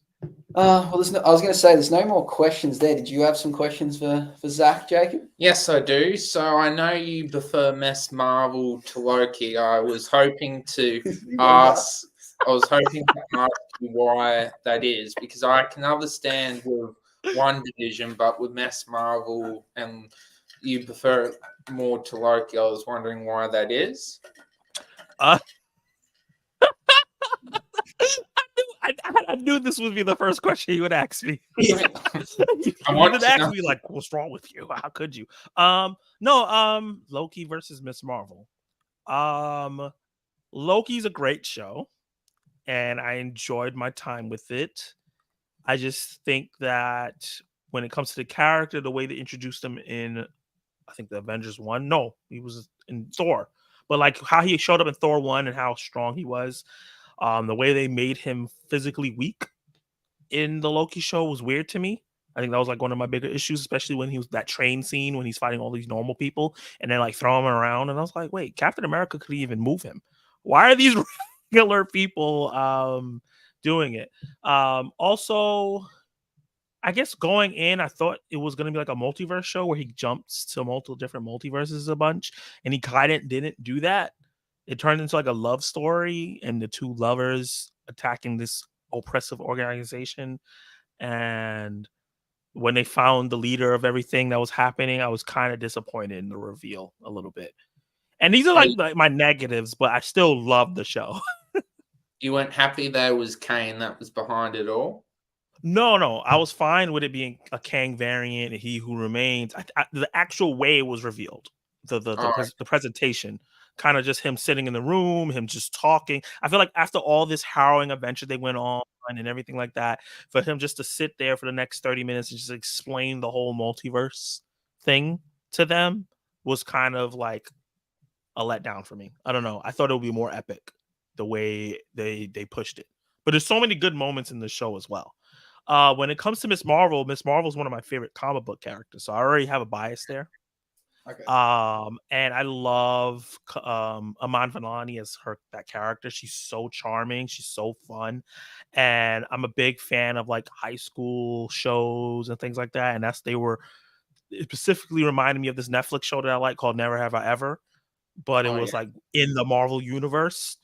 And I love those first couple episodes, how stylized it was, and then they got into the backstory and taught me things I never knew about Pakistan and India and how it used to be one and the separation and how they tie that into the story.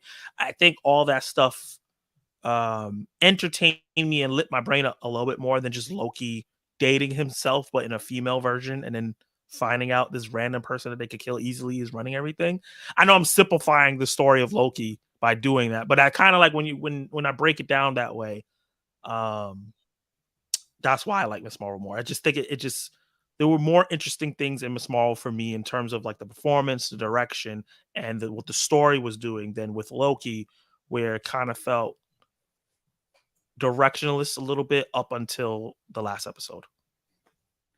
It's all right. Jacob and I argue over the fact that I like She-Hulk and he really doesn't. I love She-Hulk, so I'm on there with you. I like that show. Yeah. I get what you're saying about Miss Marvel. I liked Loki more, but it doesn't mean Miss Marvel was horrible. But I feel like it wasn't tailored towards me. That's fair. But I similar to you, how you said you liked the high school drama shows. I thought that's what it was going to be more about, and I was expecting it. And then when it didn't go there, I was like, oh, that's a letdown. But the art style was so cool, like the neon lights on the spell stuff on the like the text shop, and all the different things I thought was so cool. Like I love that they tried something different. Yeah, and the world building, just mentioning like Ant-Man, and there's like an Avenger Con. I love little stuff like that.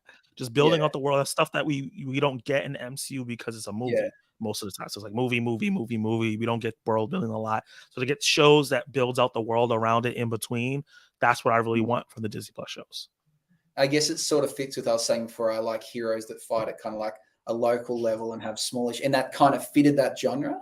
And I was like, oh, okay, it's gonna be more about like her trying to, get a boyfriend or like to, get parents' approval opposed to is she going to save the world or not. But then it lost me a bit. I don't know. I got a bit bored with some of the stuff when it was set over in Pakistan. But Okay. yeah, I but think that they should have picked one villain. I think they should yeah, have either been that government agency that was chasing her yeah, or the Nor people. I think trying to split, yeah, especially since it was only 6 episodes, yeah, you didn't have enough time to build out both. I think mm, if it was 12 episodes, you could do both and then tie it all together at the end. But yeah, I think the fact that it was 2 villains kind of hurt the show. Like it's not a perfect show. Even yeah. though I like it more than Loki, but um it's just so much good. Like I love Aman Vellani as Kamala. I think she's one of the best castings we've gotten since Tom Holland as Spider-Man. Yeah. Well, I said to Jacob, I guess you've got to, what next can the MCU do? They need to expand their universe. You can see like the reason why they went with, making Shang-Chi a big movie. It may not have been our favorite movie, but I guarantee billions of people in China watched it. They've just expanded their horizons, their audience. And then the same with this, they're hitting another market. They're hitting Pakistani or Indian market, and, they're creating new fans. And I guess as well, being us being Caucasian males, we're used to seeing the hero looking like us. Like you've got to expand that because there's more people in the world that don't look like us than do. So why are they only targeting one particular, Yeah, the first 2 phases of MCU, it was just only white people as the main characters, and it wasn't until Black Panther that we got something else. And then he ended up not being like a huge part of the overarching stories. So you're right. They have to like touch on different things. It's funny that you said that because Disney didn't want to do Captain Marvel or Black Panther. Like Kevin Feige had to almost say, "I'm going to quit if you don't let me make these movies to get those movies off the ground." And then they're $2 billion films. Like it's insane. Yeah, but I think even making those things, you never know who it's going to hit and who it's going to become their favorite hero. Like we might go. Like Miss Marvel, like, oh, it's not our favorite, but it could be millions of little girls' favorite character or whoever. It doesn't matter who it is, but you never know. So they got to put it out there and see what happens. Yeah, last time I went to a convention, there was a lot of little girls dressed as Miss Marvel. Yeah. So they just got a lot of MCU fans that will follow specifically her journey. Yeah. So like when the Marvels come out, when they saw that trailer, they're like, oh, "She's in a movie now," and they're gonna go watch the Marvels now. Yeah, it makes sense, and I guess it's probably why DC have released Blue Beetle, why that's been their next, they're targeting another market now, So. Yeah. And DC is huge in the Latin countries, more than Marvel. Like they have a lot of Latin countries like Brazil and stuff. So it just makes sense for them to start doing that because they have a lot of Latino superheroes that we just haven't seen. And we're getting another one in Superman Legacy with Hawkgirl, So it just makes sense. Another question, Jackie? What's your favorite sort of video or your sort of favorite project that you've done through the years when you really enjoyed as a creator? What's been your favorite? Let's see. So I don't know if you know this, but Zach Attack Reviews is actually my second YouTube channel. My first one was called The Black Collective, and that was with a group of people that I went to high school with. Okay. And we used to do, it was a variety channel. So it wasn't like a specific niche. We used to do a bunch of things, movie reviews. We used to do hip hop reviews. We used to do trending topics, a bunch of different things. And we did a skit where we did like a Twilight Zone, but like in our neighborhood kind of thing. And like touching upon like things that happen in our neighborhood that's weird that nobody talks about. So like I did a skit where I was texting this girl or whatever, and she finally responded to me and she said, "I want to meet with you. Let's go have dinner." And I'm getting excited and I get ready and stuff like that. I'm running to the place and sweating. And when I get there, she's trying to sign me up to a triangle scheme. Okay. So that was really fun. It took a lot of time. I thought it was pretty creative. So that was one of the favorite things that I've done. For my Peacemaker season 1 review, I did a terrible job at it, but the intro is me trying to recreate the intro to that show. Yeah. horrible job, but it was just the fact that I was even comfortable enough to even try to do that because I'm like naturally a shy person. I'm naturally not in real life an outgoing person. Like the way you see me on YouTube is not how I am in real life. So the fact that I was able to do that and put it on the internet and not feel, well, I was embarrassed, but not feel mortified for people watching me badly dance was fun. And I think some of my movie reviews, especially recently, I'm really proud of like how well written and then how well performed I've done them. I've been really like getting better over this past year. And when I do my Q&A, I'm going to do a thing where I go look back at some old videos and kind of maybe roast myself. So that's gonna be fun. And just going back and watching old videos, going like, holy crap! Like I've improved so much. Just little simple things like the light right here in my face, so you can see. Can you see me? It's just little things like that. So yeah, that's some of the things that I love doing. I guess And building. Yeah. I was going to say, what's the most difficult type of video you make? Like we personally find reviewing movies really hard. It's hard to summarize a movie. I think this is why I don't do it anymore. I think reviewing TV shows, especially episode to episode, is the hardest thing for me to do, because it's like, it's not with a movie you get a complete product. Even if it's a part one, like Across the Spider-Verse is a part one, but it's still a complete product, even though it's a part one. So it's a beginning, middle, and end. With a TV show, the first episode is like the first half of the beginning, or the third of the beginning. So for you to judge the show and be like, oh, well, this doesn't make sense, but then they might be holding something for later on. So that's always been hard for me. I think that's the hardest thing. And I was doing it in the beginning of the channel. I was doing trailer reactions, movie reviews, ranking lists, TV show reactions, TV show ranking lists. And I just saw myself having a really difficult time conveying my thoughts in a proper way for TV shows, especially week to week. And it's even harder when they drop all the episodes at one time, because it's 8 hours that I have to now rush and watch. And I can't sit down and just enjoy and try to get a review out right away. So yeah, I'll come back to that question, but there's something about that. But we've talked about that with shows. We see people that bring out review each episode, and as you said, it's a part of something bigger. How can they score that episode? How can you score an episode, because it's that it forms a bigger part. They purposely cut it a certain part. It's like often even reviewing seasons, like sometimes Jacob will say, oh, let's rank our seasons of a show. And I always find it hard to not rank season 1 as the best, because it's the one that started it. It's like, if season 1 didn't exist, season 2 doesn't. So how can you compare one to the other? Because you can't have one without the other. That's a really good point. A lot of times season 1 is the best season of our shows. Yeah. But like, for example, like something that I love, like Schitt's Creek. It's a comedy show that I really love. I would say season 1 is the worst season, even though it started it all. But for most shows, I can't. It's hard, especially if a show is just really consistent. Like it never like goes too low or goes too high each season. It's like, well, they did something different this season, but it's still the same quality as season 1. So how do I rank which one is better when they're all kind of the same? They're all 8 out of 10s. Yeah, well, they build on each other. Like without this previous season, you wouldn't get that one. So how do you compare that? And it's almost like talking about ranking the MCU shows. It's hard to compare Loki to Miss Marvel when Loki already existed, already had a fan base, was in movies, where Miss Marvel starts fresh. It's almost a comparison anyway. Yeah, like WandaVision, Loki, Falcon and Winter Soldier. They're all characters before they start. Yeah, and then you have like Miss Marvel, Moon Knight, and She-Hulk. How do you compare those three to those guys who are established, and they didn't have to do origin stories? They didn't have to introduce the cast. We just jumped straight into the adventure. Yeah, it's such a hard comparison. I was going to say, you're talking about the episode drops. What side of the fence do you sit on? Do you prefer things to come out weekly or like bulk dropped? Before I did YouTube, I rather everything just drop at one time. Yeah. And I could sit there and watch it at my own pace, because I used to be the TV guy. Like when people needed TV shows, they came to Zach, because I was watching everything of every genre. But now that I'm doing YouTube, I'm focused so much on movies.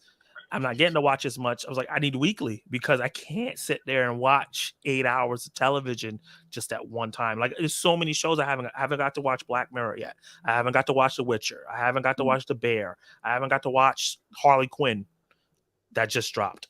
I haven't got to watch so many shows that I love, because it's hard for me to take time and sit down for 8 hours to binge them, because I'm like, oh, I got to review a movie, or I got to edit something, or I got to go on a live stream, or I got to prep for this, or I got to collab, or there's so many different things. So right now I prefer week to week. So like Ahsoka, even though Ahsoka Ahsoka, not saying Ahsoka dropping 2 episodes at one time, I was a little worried. I was like, oh crap, am I going to be able to have time to watch both of these Yeah. hour-long episodes? But I was It able was to worth it, do them on transport. Huh?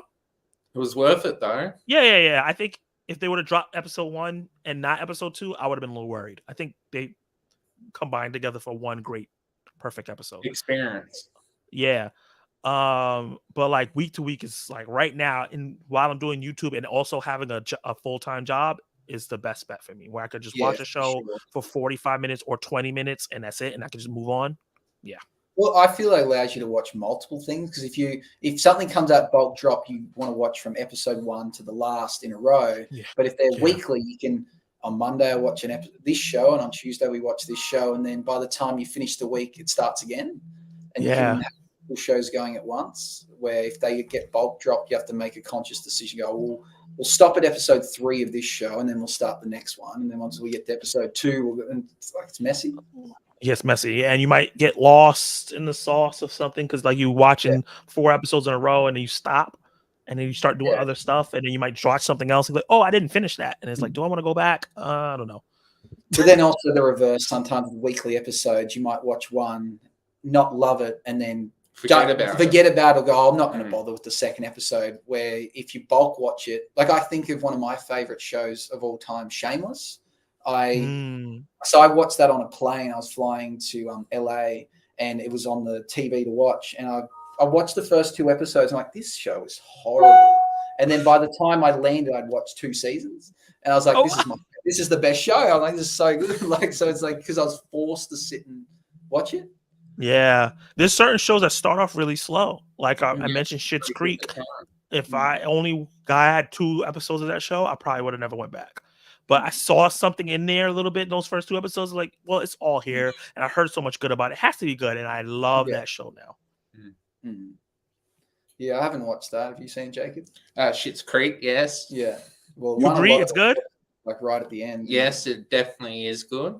Yeah. I think if you like, I don't want to say it's the same as Always Sunny in Philadelphia, but I feel like it's in that vein of like, it's not broad like Friends. Yeah. It's like, if you like this type of humor, you're going to like it because it's so stupid, or you might not like it. Yeah, I'm pretty open with all kinds of comedy, but I think some that I definitely prefer like dark humor, which I don't know if Schitt's Creek goes there, but Always Sunny for sure. It's like the show should have been. I don't know how it hasn't been cancelled. Like, it doesn't make sense, the stuff they do. And they get away with a lot. Yeah, they get away with so much stuff. You know what it is? Because they probably, like you said, is the creators are doing it themselves. They're probably financing it themselves. So they don't have anybody that's like, we're not going to, produce your shows. Like, no, we're the ones producing it. We just need you to put it on your channel. Yeah. So from memory, because I've listened to their podcast, they started with the show. It was the first season. It was on a really poor time. Hardly anyone watched it.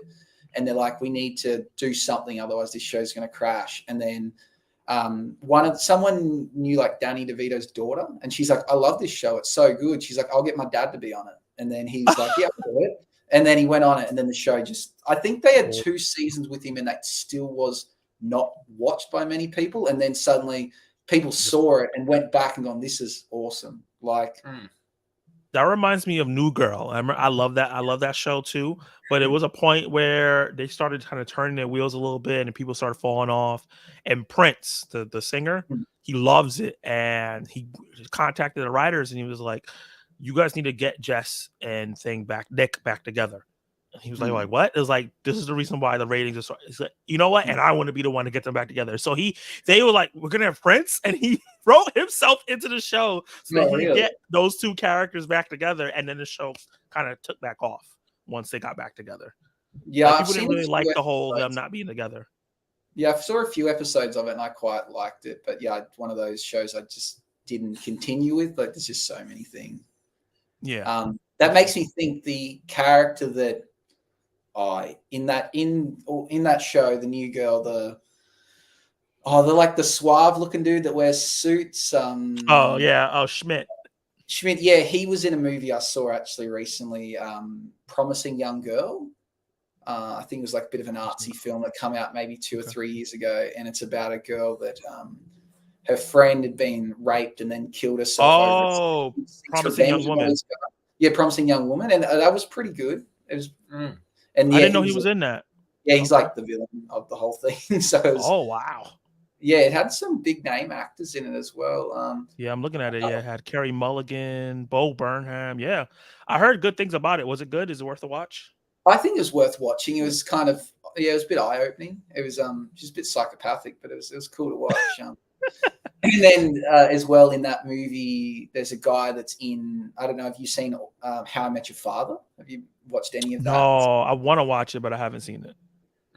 So he's in that, but I think it's worth watching. The first season was kind of, they tried the formula of How I Met Your Mother, and you try to compare it. You go, they haven't nailed it, but then toward the second season they get it a bit better. Because at first I think they wanted to try and have like for like characters, or you expected it. You're like, oh, well, who's going to be the Barney of this season? Yeah. Who's going to be the Marshall? And then after a while, you start to go, no, they're new characters. Stop expecting that. And it's actually good once you move beyond that. I think when you do spinoffs like that, you have to have your own characters. You can't like try to replace. Yeah, so that's what they're doing. Like they've got their own characters. They kind of, the only thing that really links it together is the fact that it's a group of friends. The main character is telling the story of how she met the dad. And so it's got that same formula of narrating and talking to their children in front of a camera. But they, and so two of the characters live in the same apartment that the main characters in the original show were in. I heard two of the original characters are on the show for like a little bit. Yeah, in the first season they pop up, but then they didn't do any cameos in the second, so I don't know why that is. So you see Robin Scherbatsky's in a cameo in I think 2 episodes, and Barney's in one, but then you don't see no one else has been in it yet. So, but it's cool. It's the same universe, and they live in the same apartment, which is kind of cool. That links it together. Yeah. I think they probably want to have their own identity in the second season. That's why they haven't brought anybody the only back. thing is, I guess you're watching expecting the same thing, that there's the two that are obviously meant to be together, and do we see 10 seasons of them going back and forward and then only to end up together in the end? Or well, I guess it depends which version you watch of How I Met Your Mother, because they had the 2 endings. Oh, they had 2 endings of that show? Yeah, so they filmed 2 endings, and then I think it was 30 minutes before it got put to air, the director decided which one he wanted to go with. Oh, wow. And then when you watch, if you get the DVD, maybe on streaming you can choose, but when the box set DVD came out, it came with both endings. So like I went out and bought it so I could see the alternate ending. Yeah. Which one do you prefer? Maybe the one they went with. So I guess it's been out for a while. Spoilers. Yeah. I guess people know what happened. So in the one that came out and they aired, the mother dies, and actually now I'm confused which one got it. In one of them, the mother dies, and then he ends up getting with Robin in the future. Okay. And then in the other ending, the mother doesn't die, and they just live happily ever after. Wow, that's pretty dark. Yeah. So like one of the endings, he tells the story and he finishes with like, and that's how I met your mother. And they're like, oh, and it's so sad that mum's not around anymore. And the kids are like, that's not a story of how you met our mother. That's a story of how you're in love with Auntie Robin. And he's like, yeah. Oh. And they're like, well, you should be with Robin. We're cool with that, Dad. We love Auntie Robin. And then he like goes and be with Auntie Robin. Yeah, I just Google it. So the ending where she died is the canon ending. Yeah. Or the ending that was on the show itself. Wow, that's dark. Yeah, I feel like I actually think I preferred the one where she didn't die, because everyone expected that he'd be with Robin, and I like the fact that if that didn't happen, you got something different. Like it was in fact a story of how he met the mother, not here's a story of how you guess for 10 seasons who the mother is. Like, yeah, and then she died. Yeah, so I think these shows probably end up doing the same thing. Any more questions, Jacob? So Zach, I was wondering how with your grading system, how do you make it that one movie gets an A? What's the criteria for your scoring? Because I know with us we have 10 criterias, and how does the process go with you? That's a really, really interesting question. tried to make it interesting. Criterias. Do I have criterias? It might just be a feeling. Yeah. I think it's part feeling, how it made me feel, but also it's if you get an A, you either are exceptional at the genre that you're in. Like And this what's is what good in an A for you? like this year I gave Cross the Spider-Verse an A. I've Okay. given Beau is Afraid as an A. I've given Oppenheimer an A. I've given Barbie an A. And I think I gave Guardians of the Galaxy Volume 3 an A. I think that's it. I think out of the 6 I've seen 66 movies this year, so I've only given 5 A's. I think Will that anything else get an A? Will anything else get an A? I was anticipating Dune 2 to get an A this year, but that got pushed. The Clearing. I saw there's a new sci-fi movie with robots. Oh, The Creator? Yes.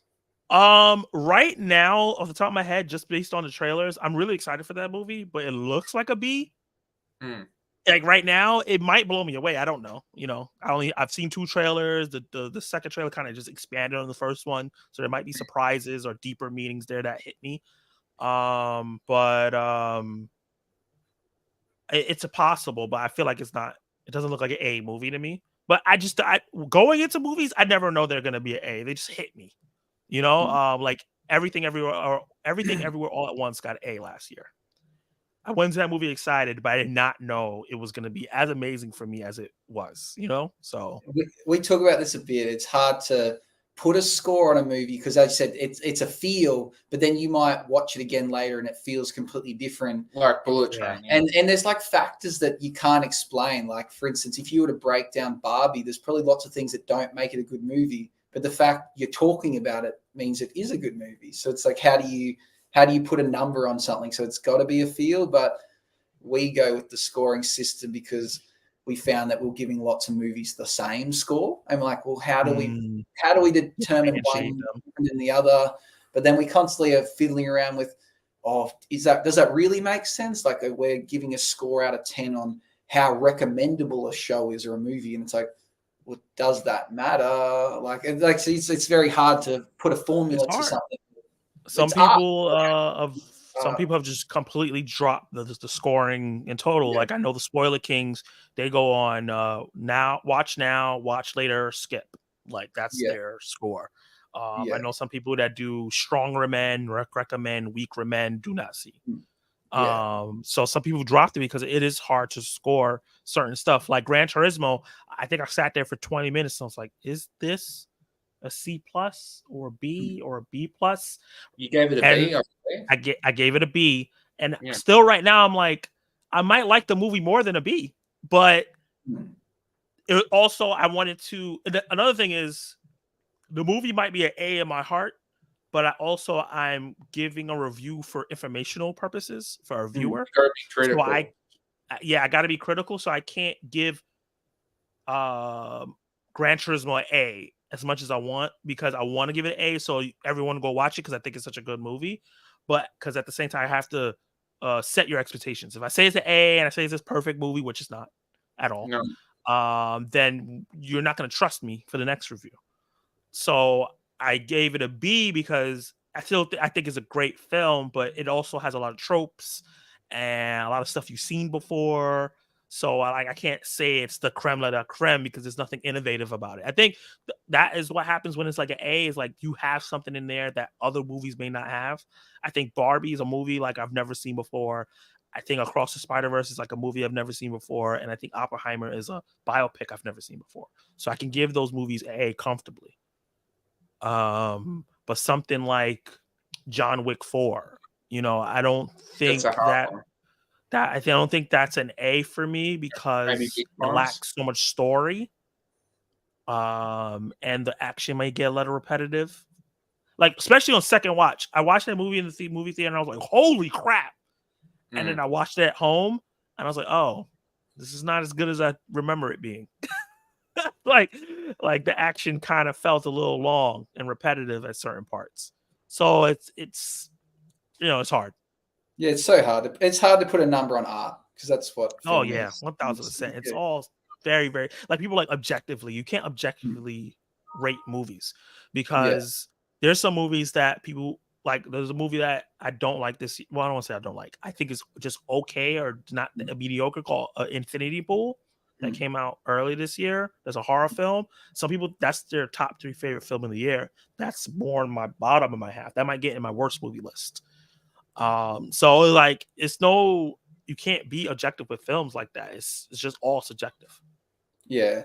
So I guess the best you can do is you give an honest review of what you saw and who you think it might be recommended for, and then if you happen to put a score, I guess it's for people that like seeing numbers or something. Yeah. Helps me commute whether that was good or bad. But I know people that will be like, if a movie or a show or a game gets a 7 or lower, they're not gonna go to the theater or buy it. They're gonna wait for streaming. If it's an 8 and above, they go. You know, like some people are like that. Yeah. So speaking about horror, did you see our trailer reaction to The Changeling? Yes, I did. I believe I commented on it. The one with Lakeith Stanfield, right? Yes, he's the Is actor. it a show or a movie? It's a show. It's a show. I thought it was a movie for some reason. I want to see it because it looks really, really like different from anything else. And I love Lakeith Stanfield as an actor. He's one of my favorite actors. So yeah, I definitely want to check it out. I need to check out more Apple TV. Like I'm paying for it, and I barely get to watch the shows on there. Doing a Godzilla show as well. Really? Yes, the Legacy of the Monarchs. That looks really well. We didn't get a trailer, but the stills look really good. Hey, Norin, my friend Norin just jumped in the chat. Hey man, thank you for jumping in. We're talking about TV shows and movies that we're anticipating. Make sure everyone that's watched sub to the Obithorn Alliance. You guys are great. You got a question for us, Norin, before we end the stream? But yeah, that show looks good, and there's so many other shows. I know, like Invasion, I heard was good on Apple TV Plus. Blackbird. Oh yeah, you've talked about that show with me so much. I gotta watch it. I keep talking about it. I know. It got nominated for an award, right? Yeah, Blackbird. I would assume it did. Yes. Yeah, I believe it got nominated for an award. There's so many shows on there that I want to watch. What did I watch on there? The Greatest Bear Run Ever. Was a movie with Zac Efron in it. I haven't seen it, but I've heard it was pretty good. It was really, really good. I was shocked. I was like, wow. It's like every time I watch something on Apple TV Plus, I'm like, this is really good. But I just don't consistently watch it because I watch shows on the go, like when I'm traveling, and I don't have an iPhone. So I can't watch it on the go. Yeah, Zac Efron's another actor where he has a wide range, but I know that movie's not a comedy, but when he does comedies, he's at his best, I reckon. Yeah, he's at his best. Like Mike and Dave Need Wedding Dates. He's just so funny in that. And like in Bad Neighbors and stuff, like he's... Oh, yeah. But even something way back when he was younger, 17 going on 30. Yeah, that's great. That's just a really good movie. Yeah, he's about to do a serious role where he plays a wrestler. Yeah, I've seen all the pictures of it. And he's got like the ridiculous mullet. And like, yeah, he's doing the Von Erichs. Like I think they wrestled in like the 70s or something like that. So I'm excited for that because he's also in there with the guy from The Bear. He's a talented actor. He just hasn't gotten like a big role that people know him for since High School Musical. Yeah. Oh, I think he's one of those people that is slightly typecast. It's like, like I know Daniel Radcliffe. He's been in things. Yeah, I was more thinking Daniel Radcliffe's been in a lot of things, but obviously Harry Potter is massive. But what else can he do next? Like he'll always be Harry Potter, and I think Zac Efron's always going to be Troy Bolton. A lot of people want that Daniel Radcliffe to play Wolverine, and I'm like, if he can nail that, that'll get him out of the Harry Potter thing. Yeah, and he's like the right height and all that stuff. So I wouldn't mind. He's a good actor. I've seen him in different things. He played like a dead corpse in the movie. He played the devil in another one. So he seriously act. It's hard to unsee him as Harry Potter. Oh, see, he brought it up about the devil. Horns is a great Radcliffe film. Yeah, so he's in that TV series.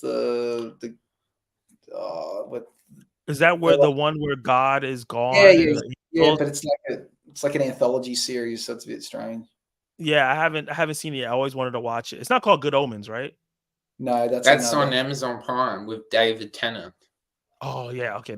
I wanted to watch that as well. I forgot what that show is called with the angels. Yeah, Miracle Workers, I think. yeah. I saw the first season. Yeah, It didn't carry on. I kind of didn't bother. gotcha. Wait, it got canceled? No, I think it's still going. But so Season 4 it's up so the to. first season, I liked the idea. From memory, it was like, he works in an apartment where people send requests to God and they decide whether or not they want to, give people, grant their wishes and miracles.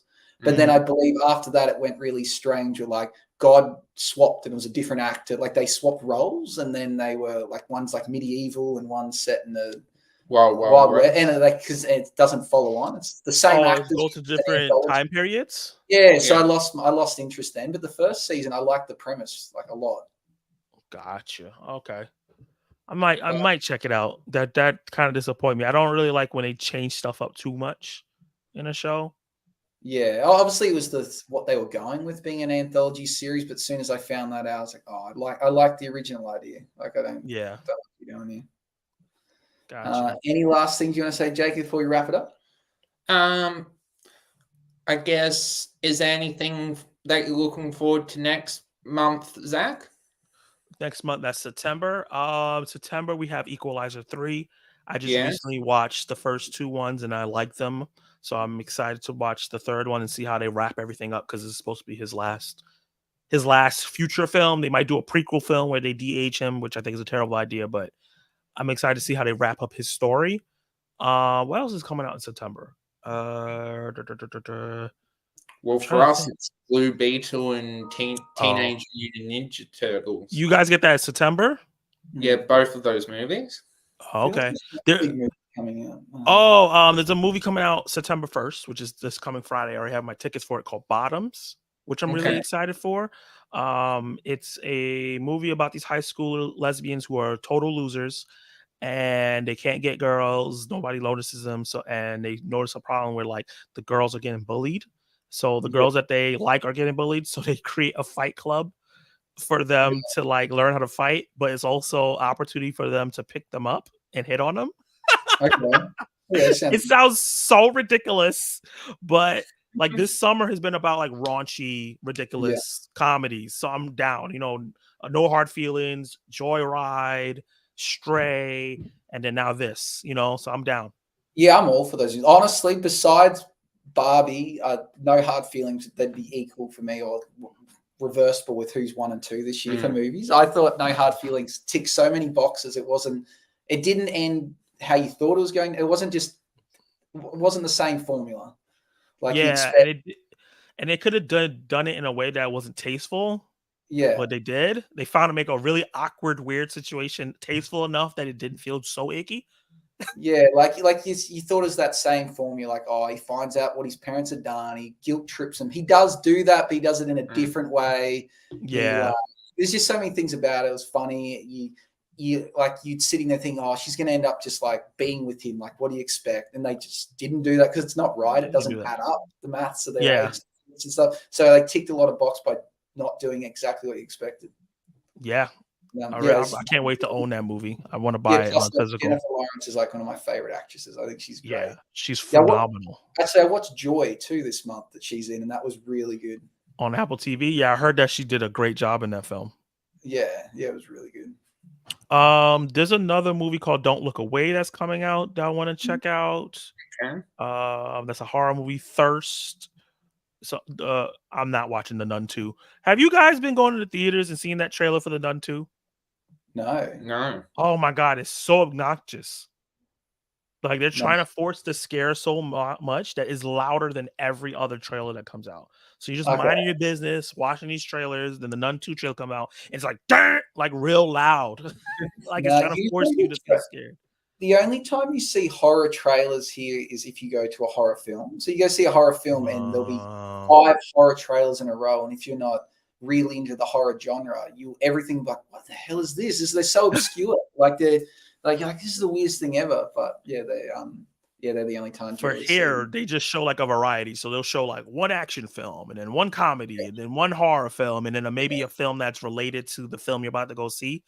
But I've seen that Nun trailer like 17 times, and I'm so over it. I can't wait till that movie comes out, so Yeah, I don't see it again. The only thing I've heard about is here, one of our theme parks, Movie World. It's like Warner Brothers. They in October for Halloween they do nights where you can pay there and go through mazes. And there's a nun maze, there's a nun maze there. So I've only seen like it mentioned because of that.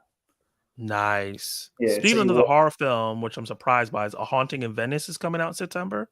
Okay. I don't know if you guys saw the trailer for that. It's tied into the mystery movies with the guy with the mustache. I think Death on the Nile. And yeah, I know what you're talking about. Or like Murder on the Orient Express. And... Yes, it's the next installment into that, but this one is a horror version of it. I'm really intrigued by that. The fact that they're going to be doing a different genre, and Michelle Yeoh's in it, which I'm excited that she's getting more roles. But yeah, I think that's it for September. That and this movie called Dumb Money, which is about all those people that were invested in those Bitcoins things. Okay, that'd be cool. Yeah, and it has a lot of funny actors, like the guy who played Riddler's in it, Paul Dano. Okay. And Shailene Woodley, Sebastian Stan. There's a lot of talented actors in that one too. Okay, have to look it up. Yeah.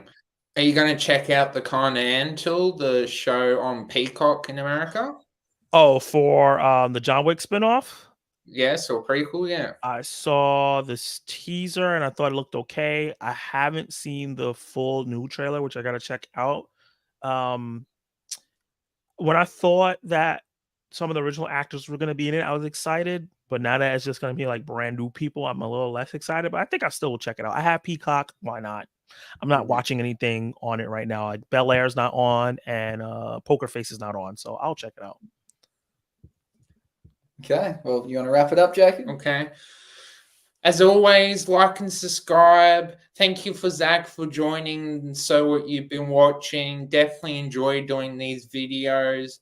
As always, you're awesome and keep being awesome, and see you next time. Bye-bye. Thank you, Zach. Bye, guys. Subscribe to our channel and Zach Attacks Reviews as well, guys. Definitely. See you later. Peace. Bye.